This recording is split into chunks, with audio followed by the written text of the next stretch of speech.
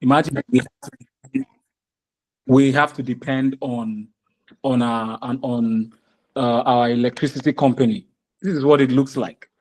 And then you would need to pick up something to fan yourself. Mhm. So this adds to it. Good. And so that's why we're having this 3-day conversation on climate, entrepreneurship, and Nigeria's energy transition plan. And we're going to have a very wonderful time. I know some of you may be surprised, but this is just me depicting the main reason why we're having this conversation. And from 12:15, we're going to have the CEO of Manamus Electric, who is going to give the opening monologue. But you know, it's very important for us to have this conversation on energy because Nigeria's energy crisis has been a major drawback to our economic productivity as a country. And there is no way you can talk about Nigeria's development if you do not bring to the fore conversations on how to establish steady power supply.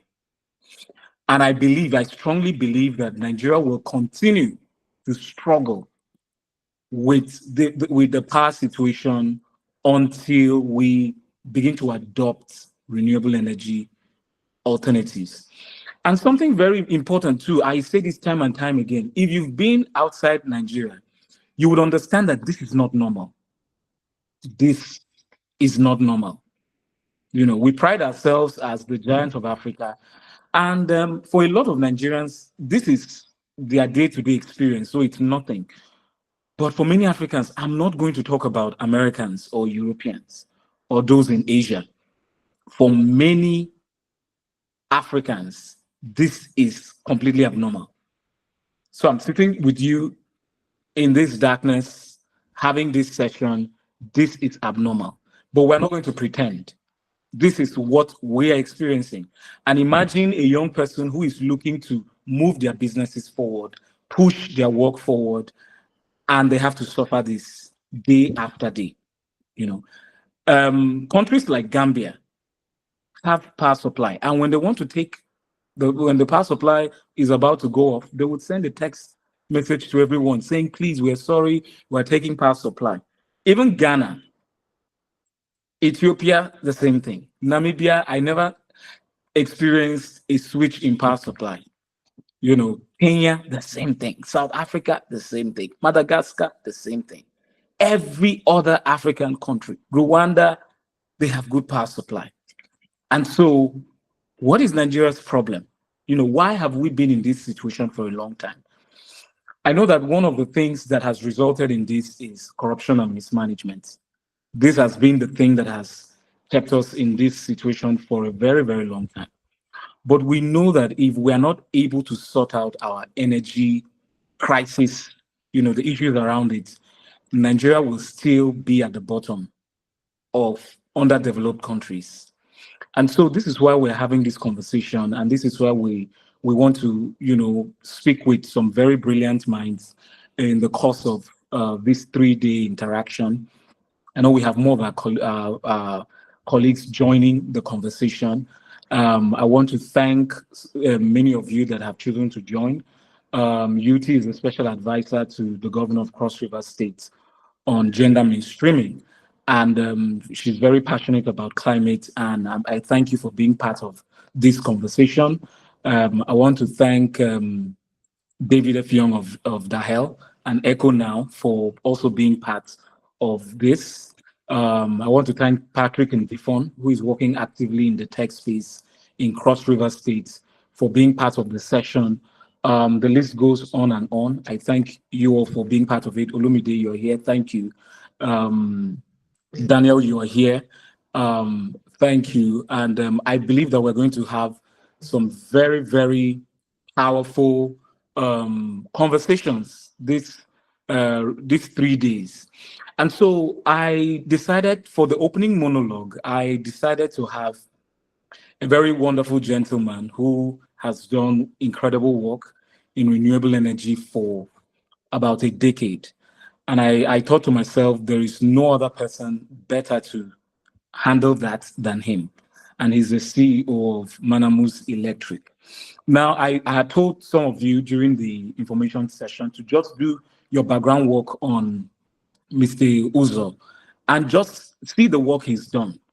One of the things we want to accomplish with this interaction is, yes, to drive the conversation on the adoption of renewable energy, but also to get inspiration to start up um, big projects around renewable energy that can uplift uplift us economically, whether it's project around food security or health or education, waste management that is tailored around renewable energy. This interaction we're about to have is really going to inspire us and expand our understanding of what climate entrepreneurship is and what we really need to do. Because, like I said during the information session yesterday, what a lot of people know about climate work is plant trees, plant trees, plant trees.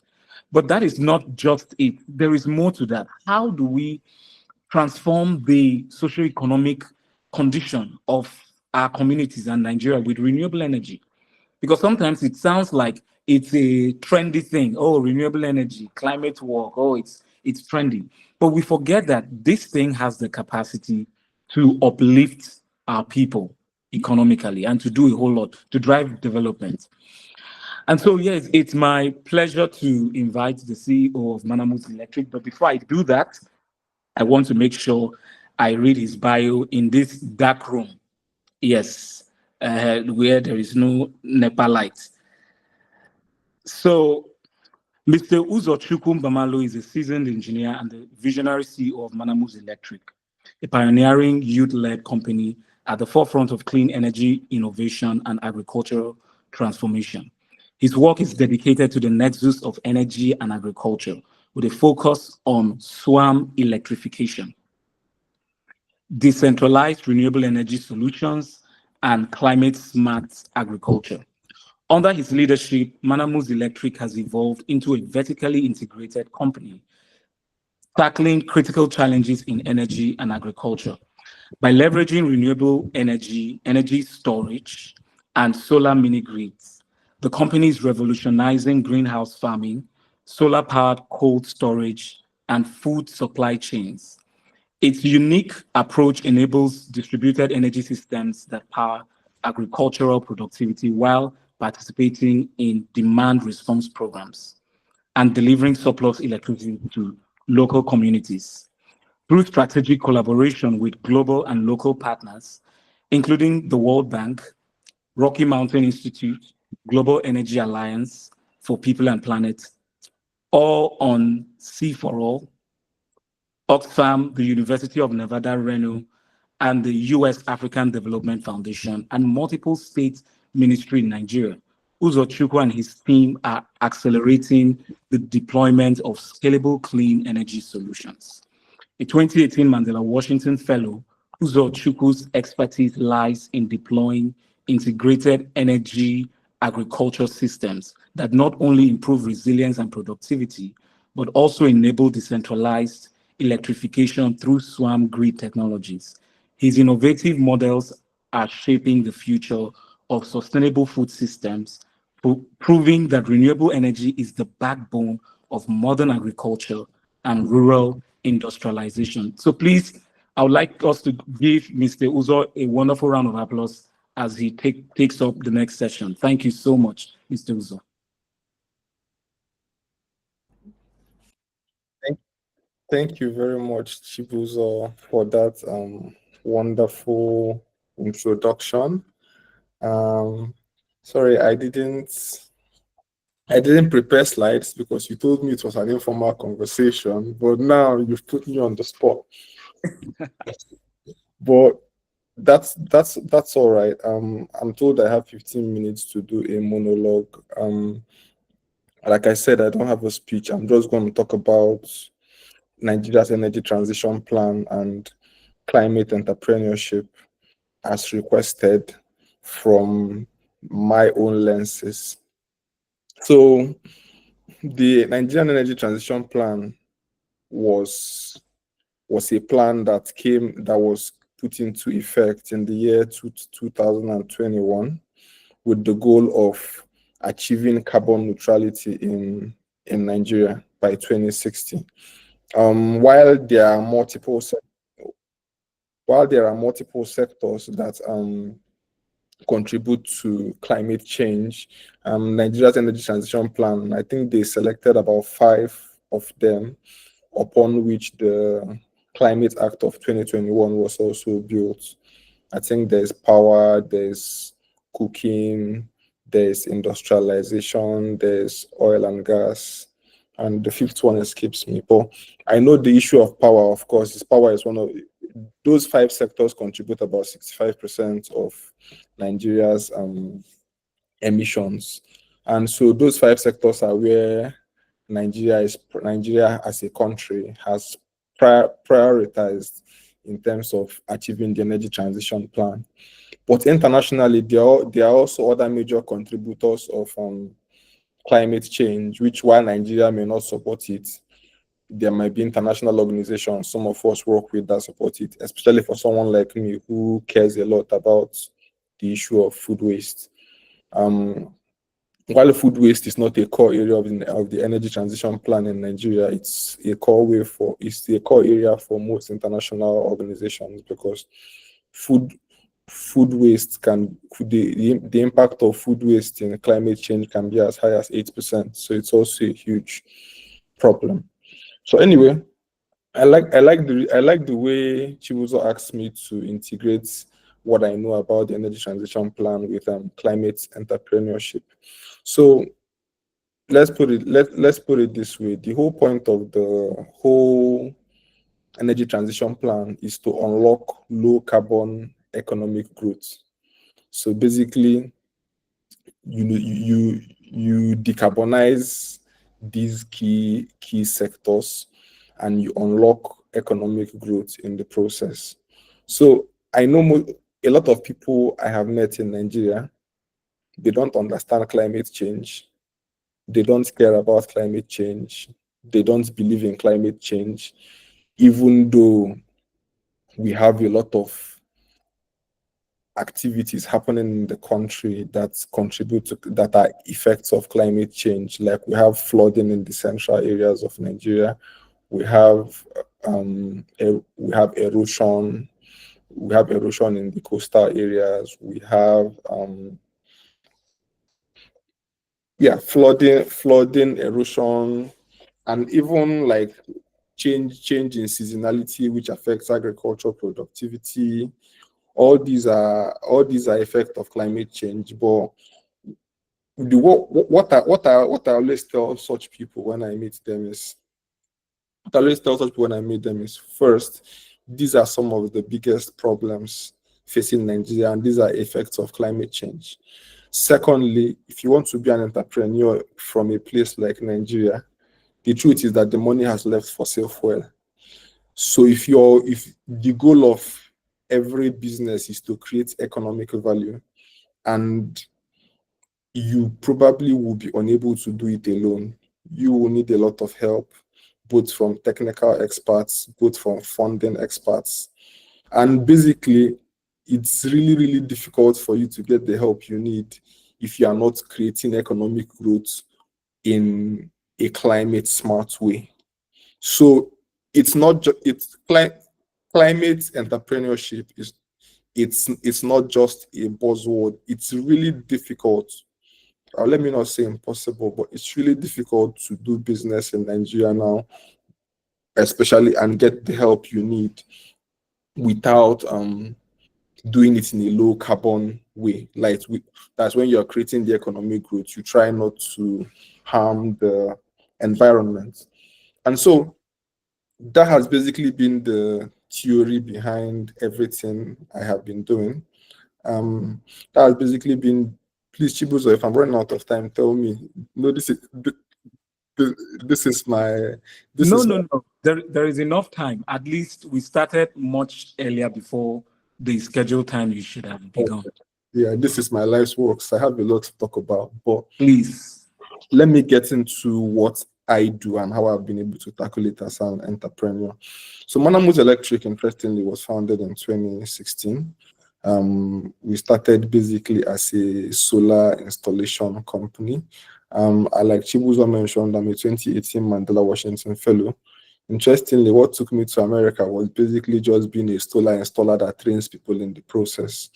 Nothing fancy about it, apart from, let's say, the jobs I created from being able to teach people to do what I do in terms of solar installations.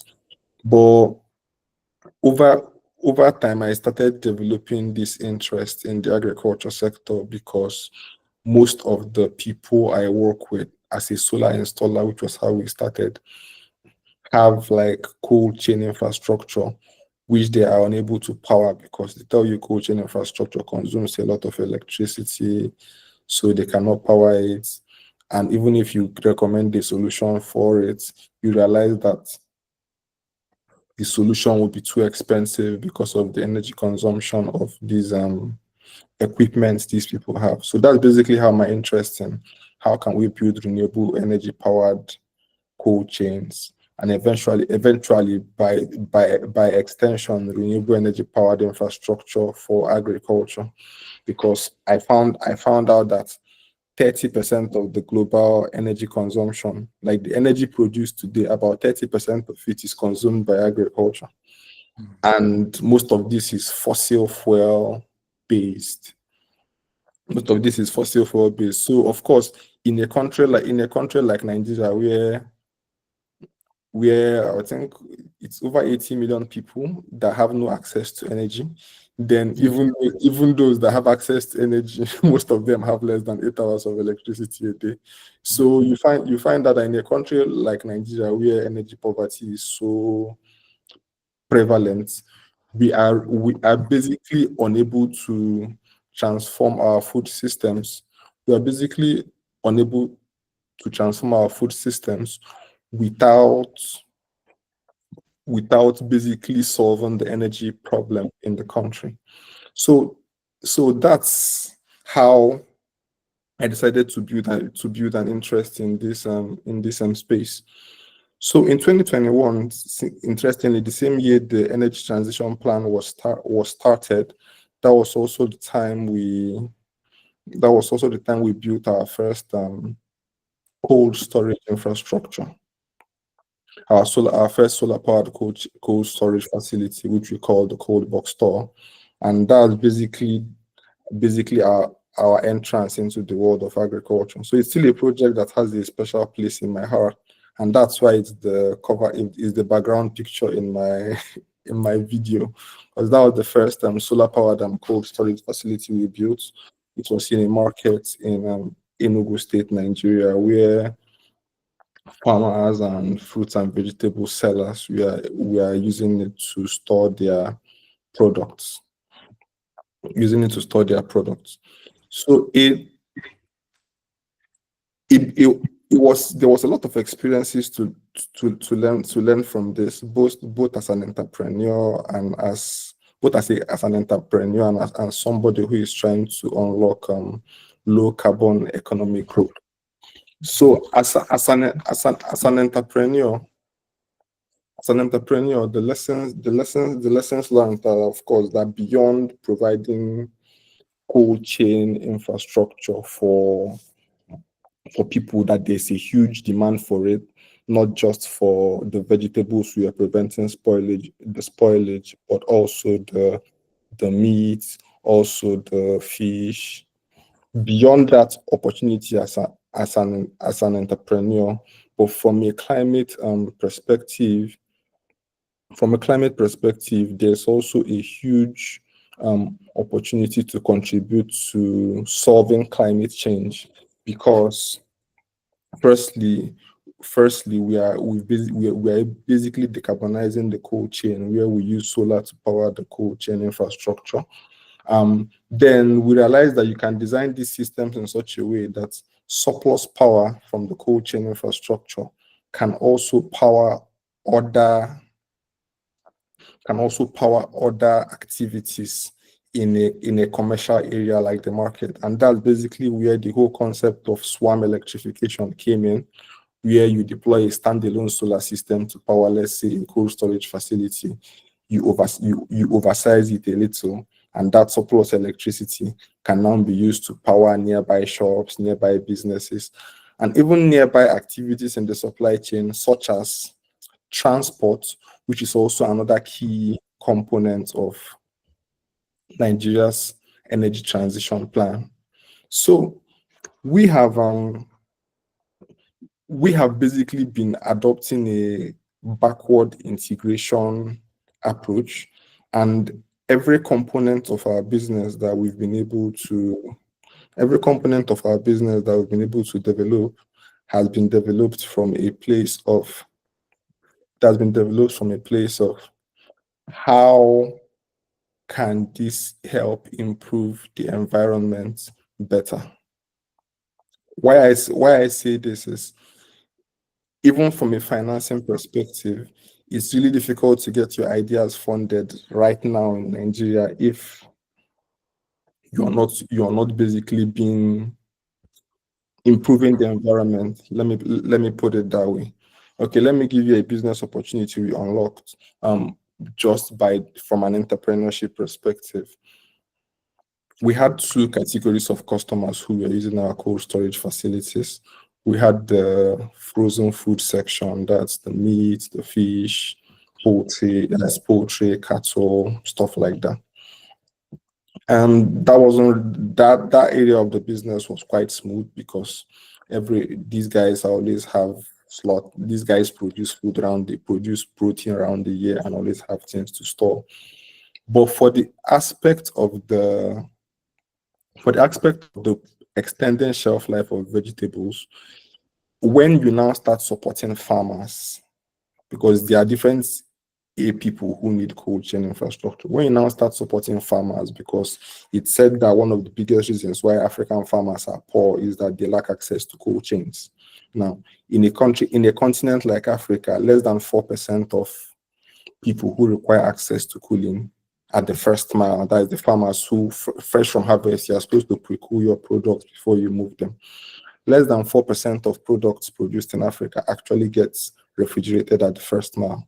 Compare that with Europe, where it's over 90%. So what that means is that the value captured per ton of production of vegetables in Africa is very, very low compared to places like Europe, just because there is no access to clean at the first mile to meet those high value market requirements.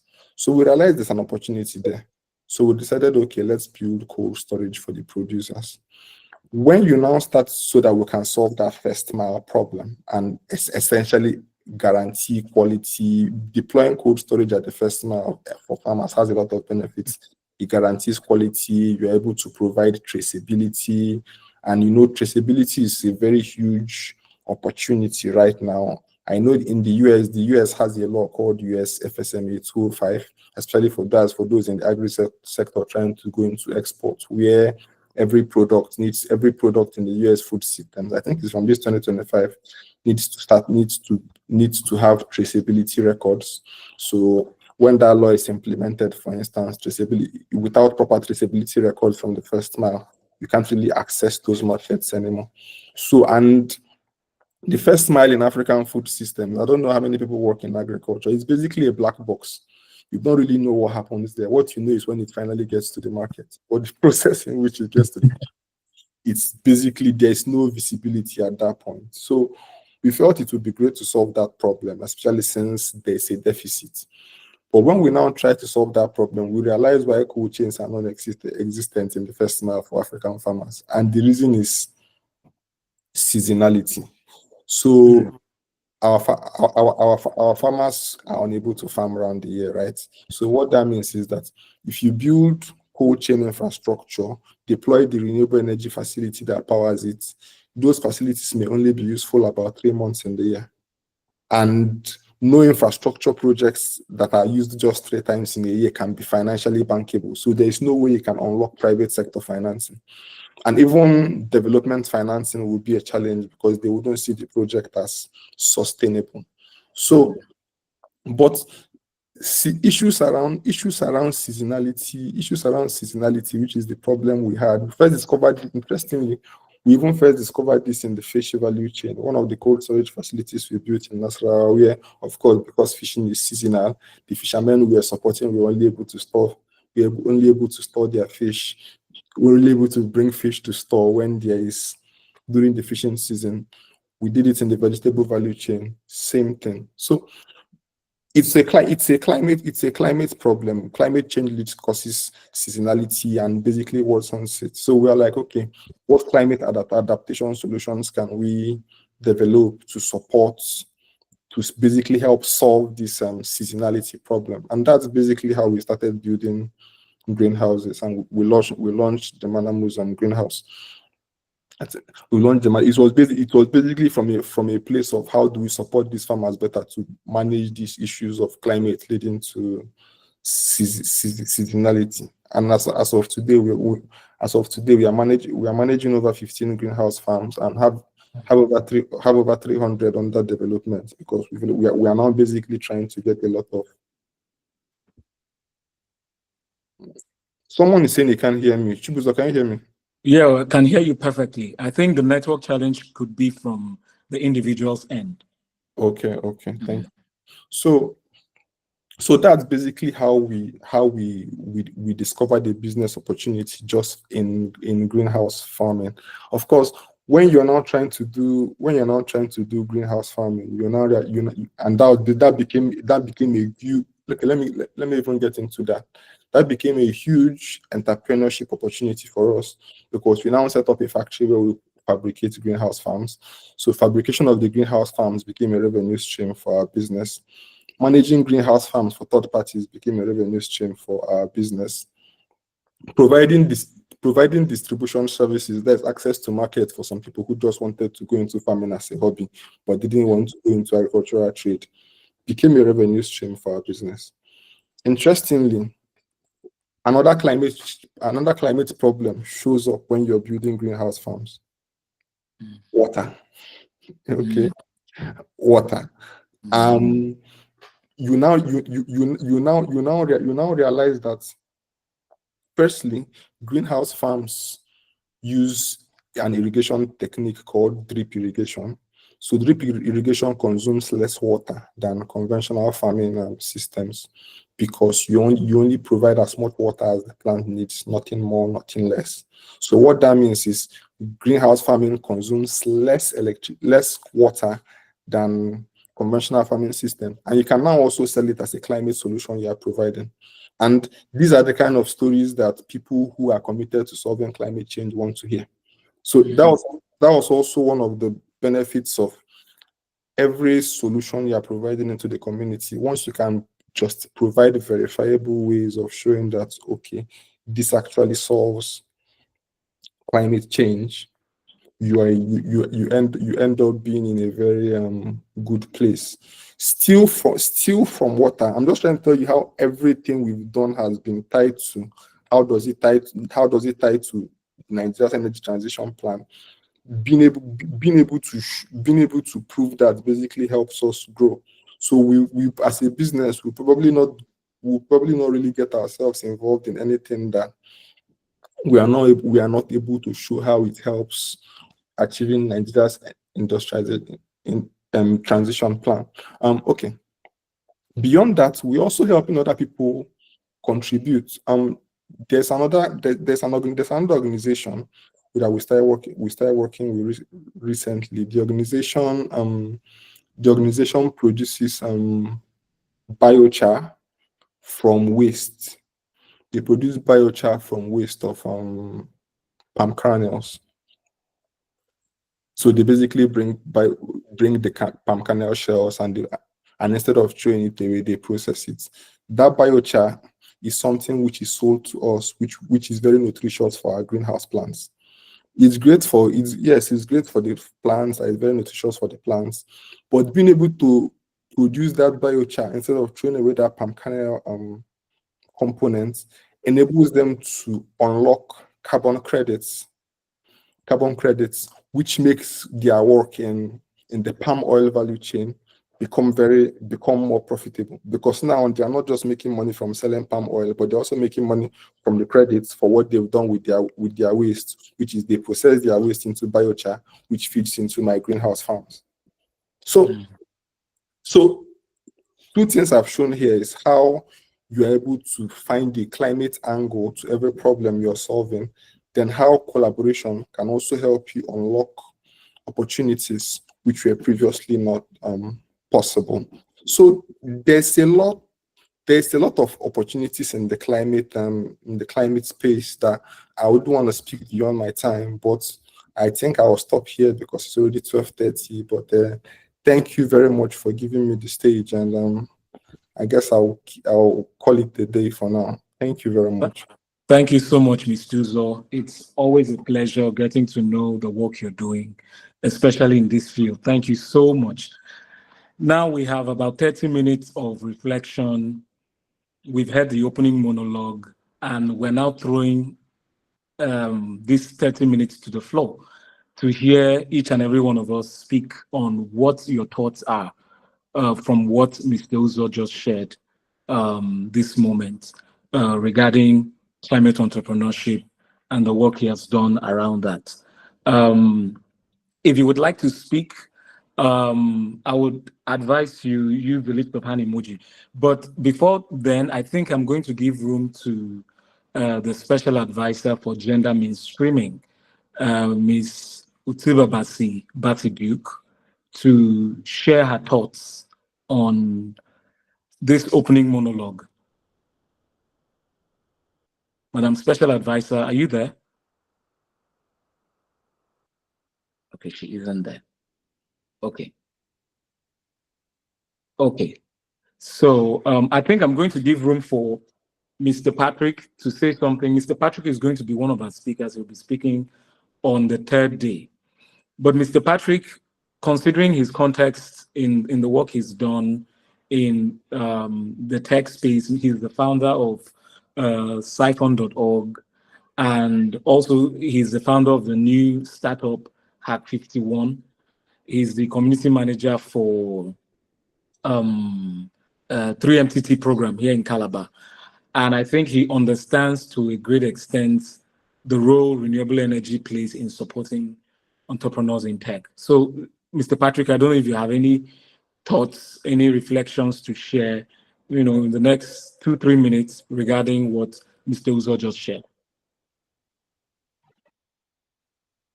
I think maybe I'll turn on the light. I think I'm tired of this, my protests. Maybe I'll have to turn on the light. I've enjoyed it for too much.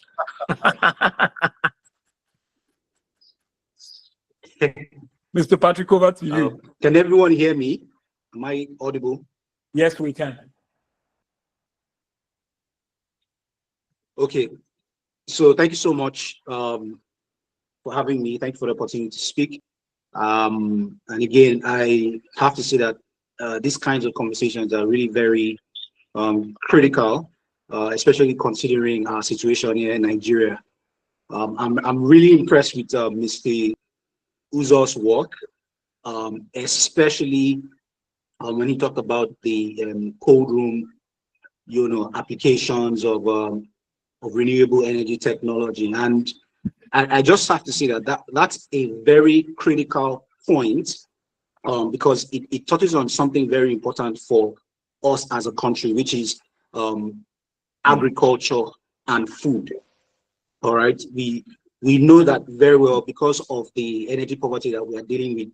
Wastage, food wastage, is a very, very serious problem, and I'm really, really excited that I got to meet someone like him on this call who is actually actively solving that problem, especially with the cold room storage solutions and all of that.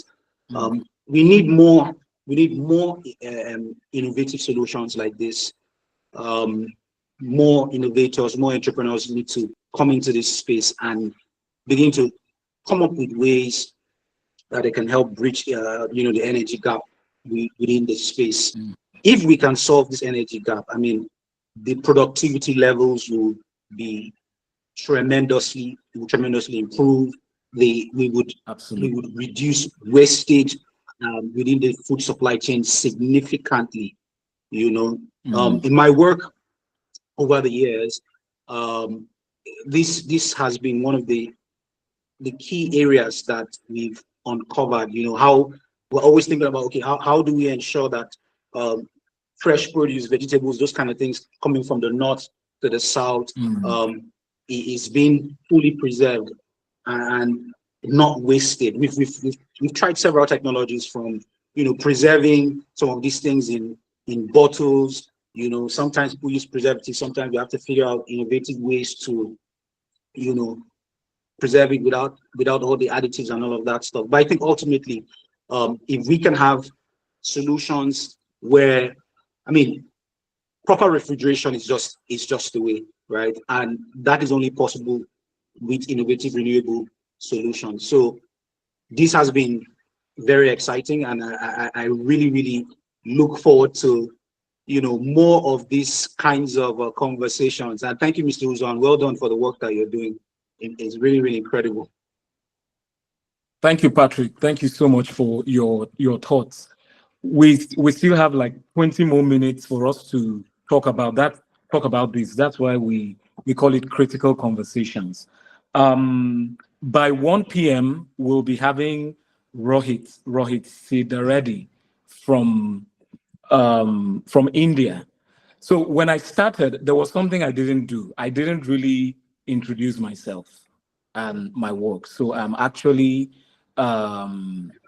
I'm actually the 2024 Clean Energy Incubator Fellow from Nigeria, and I'm really happy to be having this conversation with us. I thought about it and I said, come to think of it, we have a lot of brilliant minds that are doing work here, and from the calls we've had, because I'm on this 6 month program, it seems to me from the West think that Nigerians aren't really doing so much in pushing for, the energy adoption. And I'm like, no, no, no, no, no. This is not true. And for me, having this forum is an opportunity to say, hey, we have people that are doing work in Calabar, in this southern part of Nigeria, and this is recorded. So I want to make sure I send it to them, and also to the Africa Climate Foundation, for them to know that we have people doing incredible work. I learned that the special advisor to student affairs is on the call. Yes, please. I will leave the floor to you. I'm sorry I don't know your name, but if you're here, please, I would like you to, mute and introduce yourself. We'll be glad to know you and also know your thoughts in regard to this conversation. Okay. Thank you, Mr. John Collins. Let me do the proper thing. Um, the special assistant to the Calabar Municipal Chairman on Green Energy and Climate Action. I learned he's on the call. So, sir, we are glad to hear you speak, and we would love to hear your thoughts. Good afternoon, sir. It's actually a lady. Oh my goodness, I'm so sorry. Oh, feminist people will take stones and stone at me and stone me, please. I'm sorry. Rachel Bassi, right? Yes, sir. Rachel Bassi here. Probably Okay. alien. Okay, thank you so much. Please, do you have some thoughts to share? Because we need Yes, people like you working with political leaders on this matter. Okay. I'll just say a few things. Though I had issues joining the call because of network, but I really appreciate you for this idea. It's a great one, and I'm glad that I'm part of it. And I'll see how I can participate to the end of it. So I'd just Yeah. like to say that we are open to collaborating with organizations. We are open to promoting ideas and initiatives such as this to get the climate change message down to the grassroots. Mm. And then renewable energy. We also like to say how we can get women on board the renewable energy sector. I don't know if you can hear me. Oh yeah, we can hear you clearly. Okay, so we're also looking at seeing how we can collaborate to get women on board the renewable energy sector. So I'm still on the call. even though we are at a primary school, I don't know if you can see you at a primary school Yeah, no, to you're on carry out an site. intervention. Yeah. But I'm still with Yes. you. I'm still with you. Thank you. Thank you so much, Miss Rachel. Thank you. Yes, Thank you, despite sir. that you're at work, you're still joining. Thank you so much. Madam Special Advisor to the Governor on Gender Mainstreaming. I don't know if you are back. UT Batty. I'm really bad. I was having some difficulties hearing, Oh, so I okay. have to take questions. Good afternoon, everybody. So I'll have Good afternoon. time to have more proper discussion, but I just wanted to react to what you think was people said. So for customer sake, and I think it's something that I'm identifying, we have a nutrition office, and it was implemented by the state governor, Madam and UT, I there's don't this. know if you can, I don't know, it's like the volume is quite low, so we can hear you better. Can you hear me better? Okay, I can hear you, but I don't, for others, I don't know if they can hear you better. Oh, I'm so sorry. I'm really sorry. Maybe it's the network, but I'll try to speak as loud as possible. Okay, okay.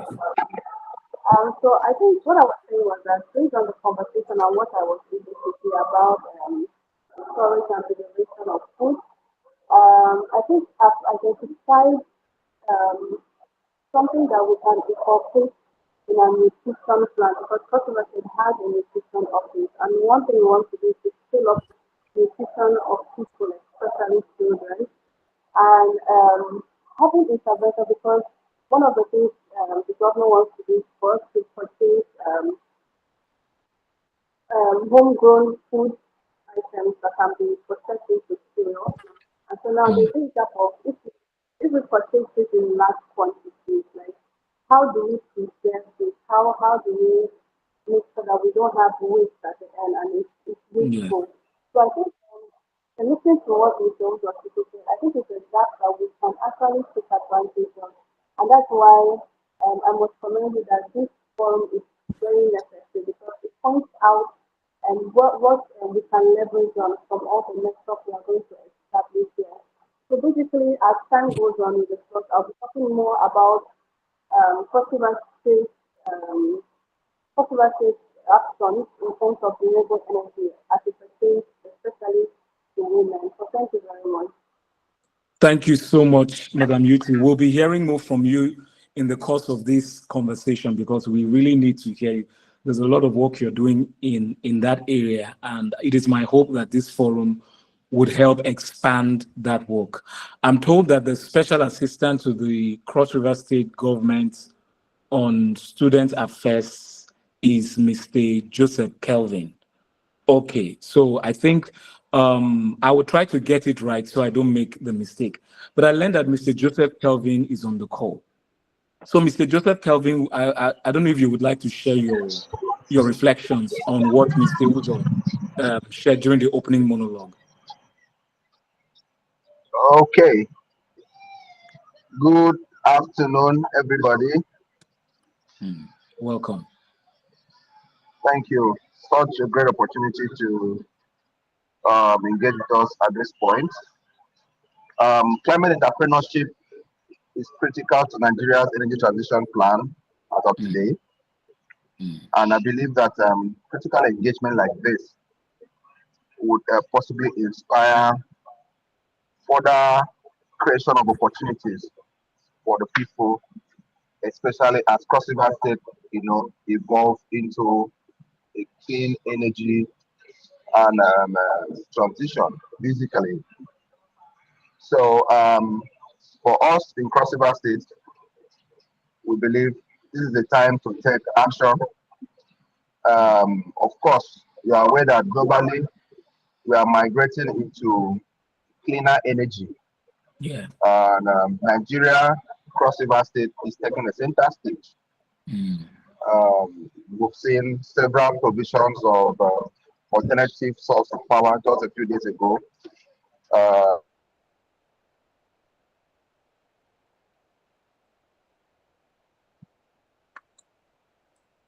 Mr. Joseph, are you still there? Looks like we lost him. The internet connectivity has gone bad. Hopefully, we will get you as soon as your connection gets better. Thank you. At Hello, least can we you hear have. me? Okay, yeah, I can hear you now. Better now. Okay. So we believe that this is just the beginning of what is to come. So Yeah. we see this as an opportunity, for us in Cross River State to really key in with critical partnership, with stakeholders like you, and also seeing how we can explore further opportunities in this area. So for Mm. us, it's an opportunity to engage. I look forward to engaging with you further subsequently. For now, um, um, I'm grateful for this opportunity again. Thank you. Thank you so much. We are really grateful to have you on this call, and I mean having people like you who can help in driving this is something very critical, and we're trying to see how we can um, set up something like a think tank that would help support political leaders who are looking to design policy and projects around renewable energy, and also get support funding, which is very, very key to drive this. So Yeah. thank you so much for joining. Right. We're still open to more reflections. If you have reflections, I'm really grateful to the Dahel team for handling this tech setup. They've always been there to support us. So this program is supported by Dial and Echo Now. So Echo Now is a new outfit that is centered around renewable energy and new technology in communication and other fields. And we're excited that they've chosen to set up this platform to drive conversations on renewable energy. And it's such a delight to partner with them on this program. And we are grateful to have them with us for this 3 days engagement. So we're still open the next 11 minutes, or I would say the next 10 minutes, we're still open to reflections and thoughts. The things Mr. Uzo shared is a gold mine, I would say. Mr. Uzo has done an incredible work in renewable energy. And I would always say that if you're looking, because if you're really, if you are very, very catchy and you listen closely to some of the things he was sharing, you would be able to draw some ideas. People don't know that there is a lot of money in cold room storage. There is a lot of money. I know another Mandela Fellow that was introduced to me by the CI community, and one of Mandela Fellows, Mr. David, who is actually the founder of Dahel and Echo now, Mr. Babajide. He's also doing incredible work. But I got to know Mr. Uzo first because he's done a lot of work in the north. They've done a lot of work with setting up mini solar grids, powering farms. Like they have done. If I'm thinking of an expert in solar work, Mr. Uzo comes up top of my head because they've done an extensive work in northern Nigeria and even in the southeast. So if you're thinking about doing if starting a business in that area. Take, for example, there is no solar cold room storage in Calabar. Do you know that? Uh-huh. There is no solar cold room storage. There are just a few, I think maybe 3 or 4, and they're using generators. So imagine setting up a cold room storage in Calabar that is powered by renewable energy. Imagine how many business people, meat sellers, that are looking to have their food properly produced, their farm produce or their goods properly preserved. Imagine that's a business opportunity. That's something Mr. Uzo does for businesses. And there's a lot of money. You could set up one in Marian Market or set up one in Wat Market or a major market in Calabar. And imagine how much money that would generate. It's capital intensive, mind you. It's a lot of money. It's a lot of money. You're looking at I don't know. I think Mr. Uzo should tell you, but I can tell you that you're looking at between 15, $20,000. I mean, but it's a great idea. And if you're doing work around renewable energy, um, you could apply for a grant around that to solve a pressing need, because food security is actually an issue. And if you're able to get a grant in that area to tackle that, that's it. But I can assure you that if you're looking to do anything in that area, Ms. Tuzo is one person you can count on to really, really, really help you initiate that. So those of you working with the state government or with the local government, and you're thinking of projects to do that would have large scale impact on communities, this is one of it. This is one of it. Think of it. Think of a renewable energy project. Some of the local clinics, that are serving quite a large number of people in local communities or in peri-urban communities like Ikom, Ogoja, and other areas. Imagine if they are powered by renewable energy. A whole lot can be accomplished. A whole lot can be accomplished. Is it maybe you want to start an ice block business for events, for cooling, all of that? This is also something really, really interesting that you could think of that is powered by renewable energy. So there's a whole lot. These 3 days, we're going to bombard and brainstorm. There's a session that we are going to look at eventually on socioeconomic opportunities in renewable energy.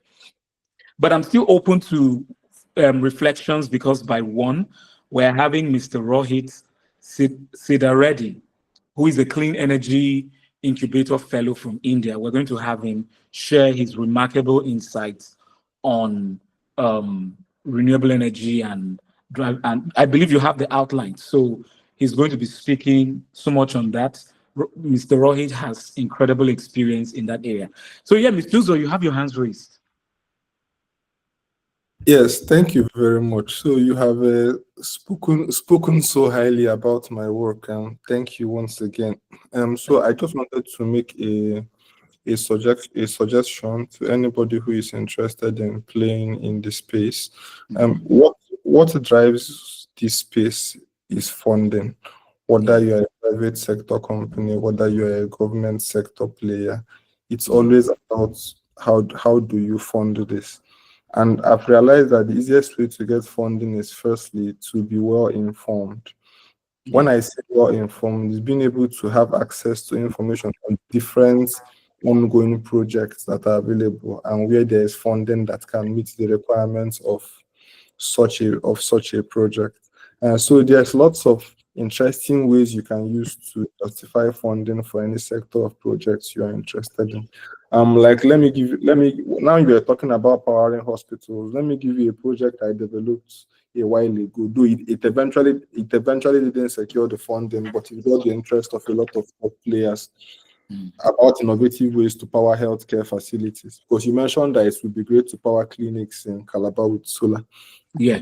Want to power clinics in Calabar with solar, the biggest problems you have is that these primary healthcare centers don't pay enough money to pay for the solar if you bring in private sector investments. So if, for instance, you fund a primary health center in Calabar with solar using private sector funds, and your idea is to recover your money from them, maybe paying you over 7 or 10 years. Maybe after 10 years, those guys will probably not even be able to pay you 10% of the money you spent, because even like the teaching hospitals are struggling to pay electricity bills, talk more of PHCs. So I now realize that okay, there's a concept called One Health. One Health is a very, very big deal in the health industry, where you bring people from different sectors, people from the food sector, people from the health sector, people from the environment sector. And I was like, okay, if that is the case, imagine having an income generating activity powered by solar. That's also where my whole concept of swarm electrification came in. We can call it like a cold room for distributing, let's say, yogurt. We know that yogurt businesses are very high margin businesses for people and they require cooling, for instance. Imagine being able to have a yogurt distribution outlet in the hospital powered by solar, and the solar that powers the cold room also powers the hospital. So the yogurt business generates enough revenue to at least, even if it's a grant that powers the hospital free, you still need to do maintenance. If it's a yeah, you need to clean the solar panels daily. So that was just one area where I figured out, okay, there's a concept called One Health. There's a big deal in that sector, and it creates an opportunity to tie different projects together. Or let's say from the government side, there's a lot of development projects that they're always development financing available, where every project has a scope of what you can use the money for, and you try to find a way to see, okay, how can you solve some of these critical problems in the society. So it comes from information. Then I also feel like, while engineering is a skill, business development is also a very, very strong skill that you need to develop to thrive. And one of my mentors told me that, Uza, I know you're an engineer, but you are playing a finance game.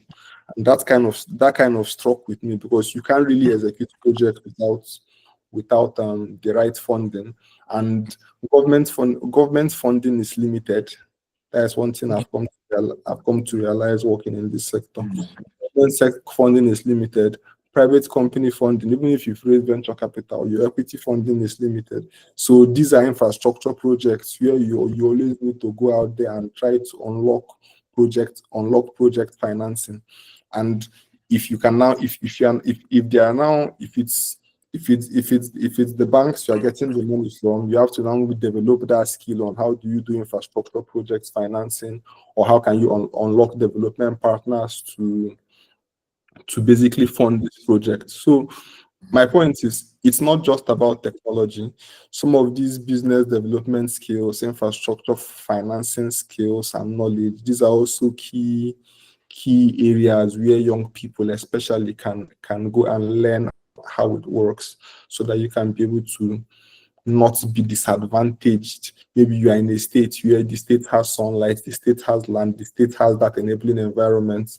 You find out what the states may lack is the talents to develop the projects. So, and young people can build these talents, or look for where they can learn these talents. And you see that funding can come from external places, as long as the projects are well designed and developed. So sorry for taking your time. Thank you.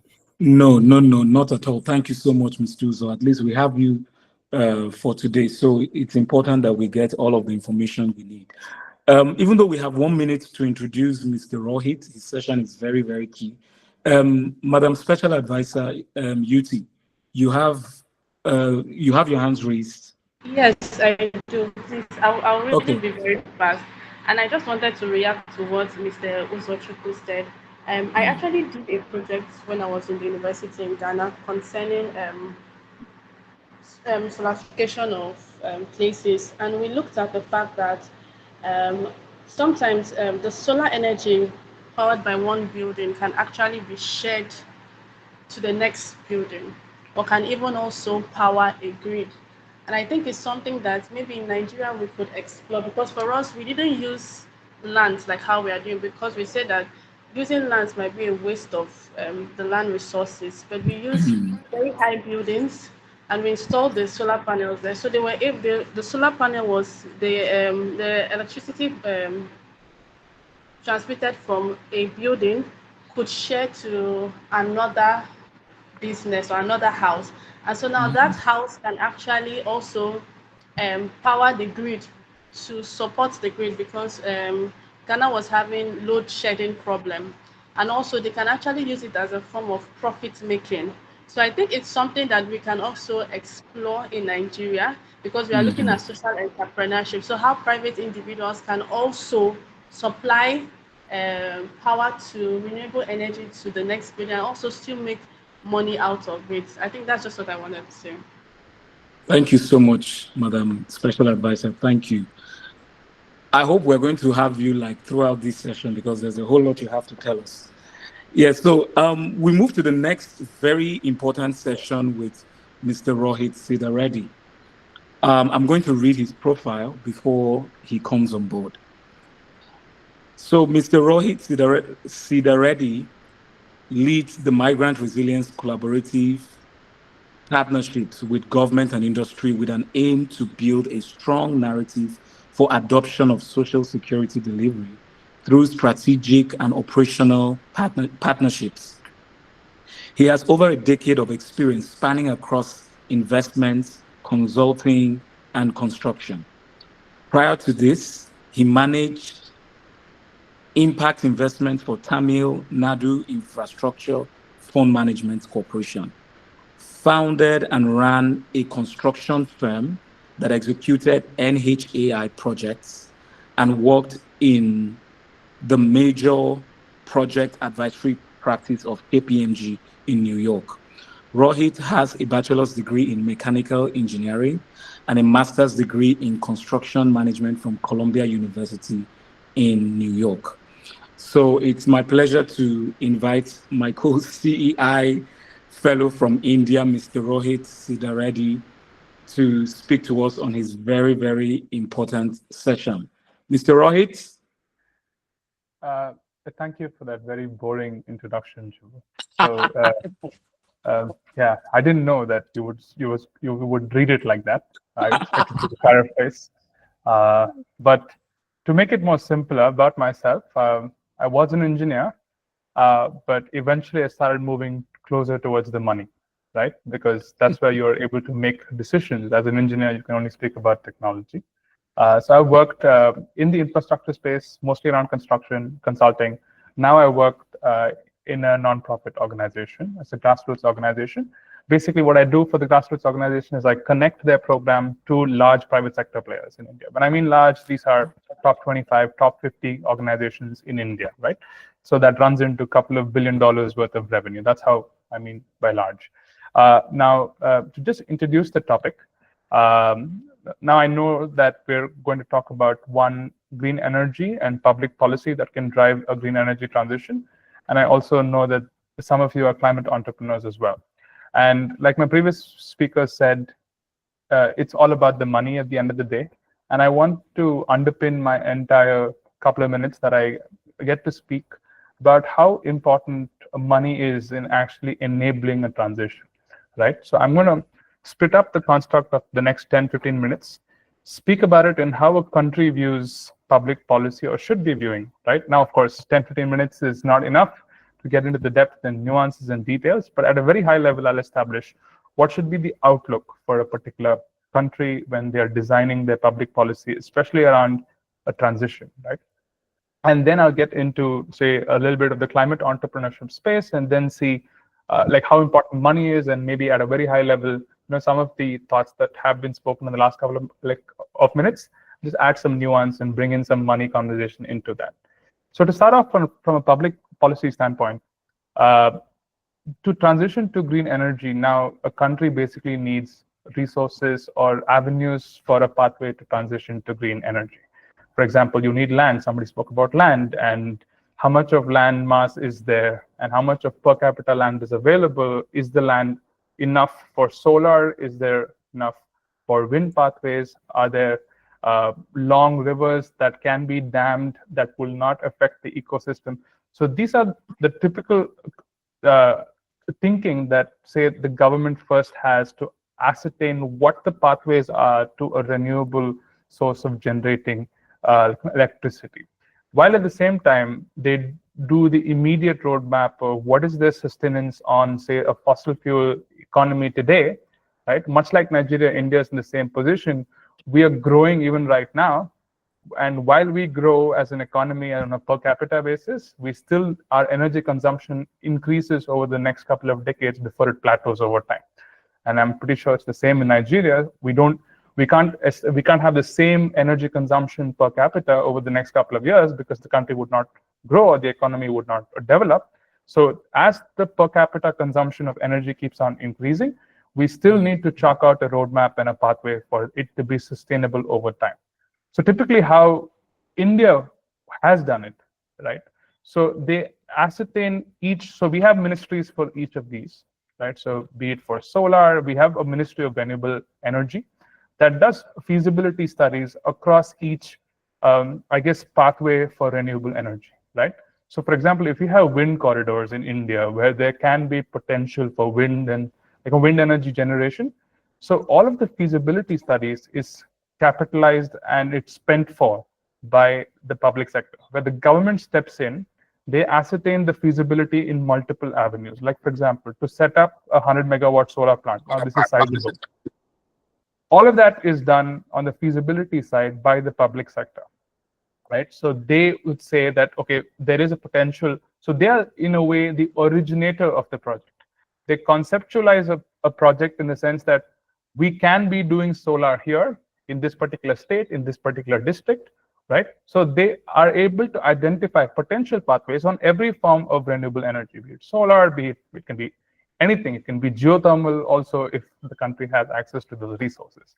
And then the next step that they do is to ascertain what a potential project cost can be, right? Because ultimately it's about the money, right? So they know, out of thumb rule, they know what is the cost in that particular country, or in this case in India, what a megawatt of solar will cost. The same way they know what a megawatt of wind energy is going to cost.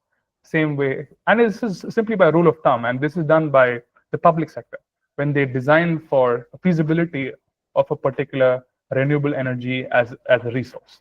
And as my previous speaker spoke about, the government cannot spend fully for the transition from fossil fuels to renewable. I would say the government can only spend a small amount, right? Typically around 20 to 30%. But what can the government do beyond spending that 20 to 30%? Right? The government can actually create a great regulatory environment and great policies to ensure that private sector players can actually come in and participate. There are two stakeholders here: private sector players that come, build the project, they operate the project over the life of the project, and also the ecosystem of financial institutions that actually fund that project, right? That underwrite the funding requirement for that particular project. So the public sector stakeholders, they devise policies in a way where it caters to these two ecosystems. Like for example, the tariffs that are set on solar energy, for example, they have to be sustainable for a private player. So it has to be sustainable in the sense of cost of capital construction, whatever that cost is. If you're assuming funding for 70% of the project cost by a financial institution, and interest needs to be paid for the financial institution, all of that gets taken into account to see if the tariff per unit actually covers for that. Meaning, is there a business in this? Like how Chibu said that maybe there's business in cold storage and solar powered cold storage. Is there a business case even for solar power generated and being pumped into the grid, right? Will private sector come in and invest in a 100 megawatt plant or a 50 megawatt plant? Now, these are plants of scale, can run into dozens and dozens of acres, but that's the thinking, right? So you need to make sure that private sector is making money if you want the government to never rely on the private sector for them to fund. And the private sector only makes money is beyond the interest that is paid for the project cost if they're still able to make money. So one thing is to set up a system on the renewable side to make sure that the private sector makes money. While doing that, in India at least, there are a lot of policies for interest subsidies for renewable energy, both on the input side and the project side. So to give a small example on the input side, what India has done recently is most of the power cells that is there for generating solar power, we used to import from China, right? Now, the power generation efficiency from the China panels are not very high. They come at a low cost though. So that's a low input cost to begin with, but then the efficiencies are not high, right? So, and the amount of production of solar panels in India was limited. So what the government did was they'll give production-based incentives for institutions that are manufacturing solar panels in India itself. So you don't have to pay international tariffs. You're building capacities in India, and how the government has stepped in to incentivize that industry is based on how much volumes of panels you produce. We will give you an interest subsidy against the loans that you have borrowed. So let's assume you've borrowed maybe $100 million worth of loans for your factory, for your entire distribution system, for your solar panels. We will be able to subsidize your interest by 1% or 2% if you hit a particular target of production, right? So this is called production-linked incentives, and it really works in the renewable space. Now, that's just one of many examples on what the government can do. Setting right tariffs, creating a great ecosystem for private sector stakeholders to come in, incentivizing financial institutions to actually invest. So in India, we have something called a priority sector of lending. Now, the government, the regulator of all the banks in India, they force all of the banks to have a certain amount of percentage of their loan book or their exposure to be in that priority sector of lending. Now, the priority sector of lending is renewable energy, be it housing, et cetera, right? What is important for the government? They mandate all the banks to have a particular exposure, right? So that's how the policy also, what do you say, like incentivizes the financing institutions to actually have a certain exposure. Otherwise, banks will always go for a housing loan, which is easy to underwrite, or a car loan, which is easier to underwrite, right? But to underwrite like a solar park, for example, or a hydroelectric dam would require capacities and particular interest. So the government also steps in and incentivizes these financial institutions by giving them interest subsidies, by also mandating them to also ensure that a certain percentage of what they are lending to has to be priority sector lending. So priority sector lending in India is all renewable sources of energy, it's like housing, is anything that the government also invests in, because ultimately the doers, after the government comes up with a particular tender or a contract, is private sector. And for private sector to finance their operation or to finance the capital expenditure of that particular unit, they need the support of financial institutions. Of course, in India, we call it, in general, we call it public-private partnership. It's called PPP. Don't know if it's regularly used or thrown around in Nigeria, but PPPs are fairly common, and they exist across the board, not just in renewable energy, in roads, in ports, in airports.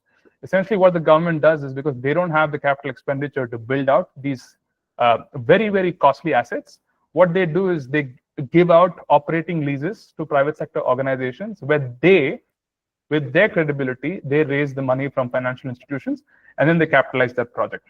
Specifically in the solar example, how it would be is government would have identified land, right, free of encumbrance, free of any trees, any flora and fauna.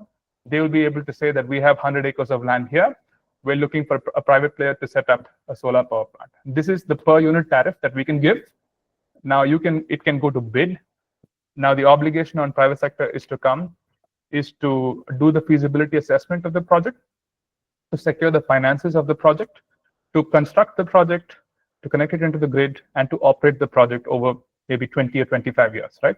So in that case, so there's two things are happening. So the government comes together, they identify land, because land can be hard to identify, easier for government to identify larger pockets of land, because it might have to deal with public. The second thing that they do is the government also guarantees a particular tariff, saying that if you generate X amount of megawatts per megawatt per unit, I should be able to give you this, which is what the bankers need, right? Because from the bank's point of view, they know that there's going to be constant cash flow from a project.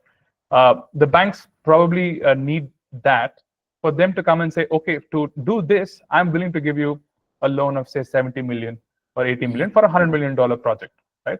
So there are multiple ways on how the government comes together, but ultimately I'm trying to make this conversation a lot more about money and how it has to be sustainable for all stakeholders in the ecosystem. Now, the tariffs that need to be set. Now, these tariffs need to be set keeping in mind the retail users like yourself and myself that pay the tariff, right? So the tariffs cannot be set high, so where we favor the private sector a lot more, so profits can go into their pockets. So the tariffs are set maybe at par with fossil fuel or maybe marginally higher, right? Maybe, right? So that means the funding over the life cycle of the project is coming from the citizens like us that are paying maybe marginally more tariffs. Now, the government can choose to do that if they want to do that. The second way that money can be fueled into maybe a $100 million project is the government can subsidize the cost of the project. They can say that if the project is 100 million, at 100 million, no private sector player can be incentivized to do this, right? It's very capital intensive. I'm willing to give a $10 million grant, but somebody else needs to come in with the 90 million, right? So they can also financially incentivize. The second way is to do it is to play with the tariffs. The third way to do it is to sort of create an environment where financial institutions come forward and actually support that ecosystem. Now, this is just one of the many examples, but typically in India, each ministry, right, especially like the Ministry of Renewable Energy for us, they have feasibility studies done in what pockets, what sort of renewable energy projects can be set up. And they actually list out a particular public tender, and they keep in mind where private sector participation can be there, right? And beyond energy, the other examples for public-private partnership are roads, airports. The toll on the road can go to a private institution. So they build it and they collect tolls over 20 and 25 years, and then they recoup some of the capital cost that they've incurred. Same example in port, right? So all of the rents revenue, all the like the container revenue that comes from a particular port goes to a private sector organization. So they incur the capex while building the port, right? So toll, port, the same thing goes for renewable energy, be it wind, be it solar, or for that matter, any complication. Money is important. So all policy that one devises, right, should make it more viable for that inflow of money. So I looked at maybe Nigeria's transition plan. I somewhere read that at 2060 is the cutoff, right? That's the goal. And I saw like money for about $1 trillion. Now I can tell you that $1 trillion is not going to come from the government only. It has to come from financial institutions. It has to come from businesses in Nigeria. It has to come from global businesses that want to invest in Nigeria. So it's a mixture of a favorable public policy, a great and a very stable political regime for anybody outside of Nigeria, for them to come in and make investments in Nigeria. So it's all of these, it's a bundle of all of these for them to come together, and the investments are made at that point of time. Now with this, it's super high level. I completely understand that I've spoken at a very high level when it comes to public policy around renewable energy and transition, but I've just made it more about making it more viable for private sector for them to participate, right? Both at the project level and also maybe at the financing level as well. What can the government do, or what can favorable policy do to incentivize private sector stakeholders, either in the manufacturing of some of this thing, or like the solar panels, for example, or in the setup, in the capital cost, or through tariffs over 20-25 years, right? So that's the way that the public sector can influence and make it profitable. That's just one example. Now, also speaking to the second group of stakeholders that are possibly on the call, maybe social entrepreneurs that are working in the climate space, right? So around climate entrepreneurship. And one such example that Chibu said was around cold storage. The same thing exists in India as well, where we have at the retail level, right, where we don't pump it to the grid.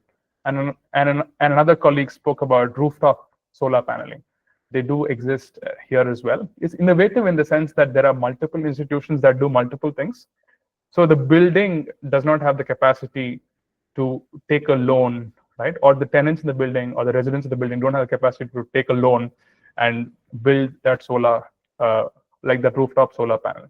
There are financial institutions that are willing to fund that.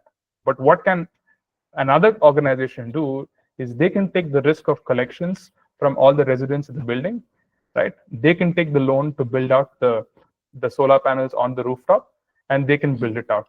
And that way, a business is formed where you're doing it on multiple, in a cold storage, in a warehouse, in any factory where you have like rooftop. The hardest part for any renewable energy installation is the upfront capital cost. The way that you see cost is, it's cheaper to have fossil fuels because you build and then you have a lot more running costs. But when you have a renewable energy project, the costs on day zero is a lot more. Over time, you have very minimal operating cost. So that makes it very prohibitive for somebody to invest, right? Or borrow that sums of money to set up an independent grid by themselves or the building. But financial institutions need to step in. One other thing that I wanted to say around that is there are green-only startup and venture capital players that want and seek investments in the venture capital space. So if you're a social entrepreneur and you have an idea that you think can make money, but you cannot, the margins of the business are not enough to sustain on day zero, a social entrepreneur can look to raise some money because it would require the critical mass of investments for you to create that bare minimum, that minimum viable product that you say, the product market fit, to see how you can scale that over time. Like one such thing over here is, there are multiple things. There are plant-based meats, for example, right? So because if you're a very animal-reliant economy, India is, right, both for meat and for milk. So the amount of GHG gas that gets produced by just rearing animals is very high. So a big part of the economy now is moving towards maybe plant-based meat, and they get a lot of investments when because it's cutting down on greenhouse gas production of a particular crop. So it's not just directly related to renewable energy, but entrepreneurship around climate, is really, really big right now. And there are a lot of venture capital funds. There are a lot of financial institutions that really mark out a certain amount of their kitty to invest specifically on that story. And catering to the money almost always gets you there. And you are, catering and thinking about how the money is going to come together for a particular idea or a particular project to come together. If you have answered for the money and the sustainability for the monies that are to be invested, then there's a very high likelihood that you will ground that particular project, or the very high likelihood for you to scale a particular idea that you have in the climate entrepreneurship space. I know it's been very vague. I've not given very specific examples, but I've just spoken completely high level on what all a person should be thinking about, one on the public policy side, and how government should give birth to, or create a pathway for private sector to come and contribute and to invest in the renewable energy story. And I've also said that the climate space is ripe right now. So for any climate entrepreneur, there are funds domestically for sure, and there will be international funds. There are grants in that ecosystem where if you have a particular idea and people want to invest in your idea, you can even secure a grant, but you don't have to give equity out of your company, right? You have an idea, you reach out to a lot of philanthropic organizations. They're grant makers. Their grant making ability will give you $10,000, $50,000 to test out a particular idea. So you don't have to give a percentage of your ownership of the company. They're just willing to give that grant to make your idea go from a very small scale idea to a prototype at the very least, right? So where after which you can fundraise as well. So the ecosystem is ripe, but the right actions are required for you to maximize on the current situation. But I always on the denominator side, I will always think that one should always be thinking around the money, because it has to make sense and it has to be viable. Otherwise, it will never work. And I saw a comment. So with this, I'll pause. Happy to take any questions if there are any questions. No, there will be moment for reflections, and that would be from 1:30 p.m. But for now, you could continue. But from 1:30 to 1:50, I think, there will be room for reflections, and participants can share their thoughts, in regards to the things you've shared. Right. So if there are no questions, I'll just maybe draw out a couple of more things that maybe India does to incentivize, renewable energy as a story. So, like I said, we incentivize on the production side for solar panels. At the same time, we incentivize at the tariff levels so that the private companies that actually invest the money for this project make money over time, right? Or at least make bare minimum. So it has to be it's a tug of war between what tariffs are sustainable for the retail users like us versus what should be the minimum profit that should go for a company that's willing to make an investment in a solar. So on all the feasibility studies, we always have money as the common denominator to see that if it's not making money at the end of the day, either for the financial institution, if there's too much of risk for them to invest in the project, or for the private sector player that's willing to invest, because the 1 trillion is not going to come from government expenditure, right? Government has to spend on things that are immediate: healthcare, education, housing, right? So all of this, social security. So all of these things are immediate requirements, whereas the climate story is multi-decade.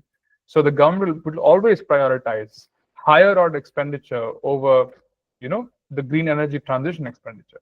But what the government's expectations always are across the world, it's not just maybe in one country or the other, is that they expect private sector participation. And what the government can do is to create favorable policies around private sector participation, right? African Development Bank at a national level. So in India, we get a lot of our funding from World Bank and ADB, especially for green projects. ADB is Asian Development Bank. At the Africa level, if the government wants to have or has big ideas on the project, private sector likes the fact that the project is secured funding from African Development Bank, for example. when the project does not have that level of funding, then they need to, I guess, depend on either a state government or like the national government, which might not be so creditworthy in the eyes of private sector. Whereas if there's already financial institution funding, then all they need to do is just come and execute the project. So there are multiple pathways, but like I said, I'm keeping it very high level. On the social entrepreneurship side, there can be many ideas. You're looking at textiles, you're looking at circularity around textiles. I mean, there are many ideas. You can't just broadly the ideas categorized into just two aspects: climate mitigation and climate adaptation. Like adaptation. So climate mitigation basically means you are getting into green energy projects where you're moving or you're mitigating the amount of GHG emission over time, right? What that means is you have like your business idea or your entrepreneurship idea is around either reducing the GHG emissions or having some sort of a green process so that you don't contribute like more CO2 or more GHGs, right? So it's in that bucket. If you look at the funding ecosystem in that bucket, that a big part of the funding ecosystem is there, where you're looking at climate mitigation more. The second pathway is climate adaptation, which is harder to get funding resources. Like small example for climate adaptation is we're in a drought-prone area. There are a lot of smallhold farmers. They have lost rain-fed water, so they're unable to do agriculture. What else can I do? What other crops can I grow in that region for me to be able to sustain, or for the community to be able to sustain? Can you do something to the soil there? Can you look for alternate means of livelihood? And that's called local adaptation, right? So that's climate adaptation. So because of some climatic event, you have lost a pathway to livelihood. Now you need to pivot and find an alternate means of livelihood without migrating to a major city. So there are, I mean, I can speak on and on, but it is hard to speak specifics because I know that there are many nuances to this, and I'm pretty much, at 35,000 feet level. So if there are any specific questions, if there are any, any reflections, we can just have a conversation over the next couple of minutes, and I can give you some insights about what maybe happens in India. Yeah, thank you so much, Rohit.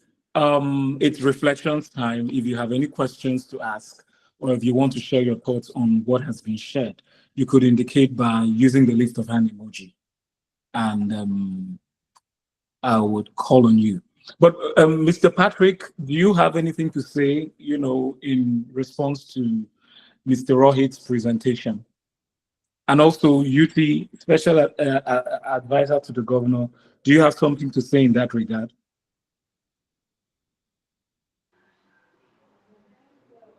So who goes first? Okay, let Mr. Patrick go first since you mentioned him first.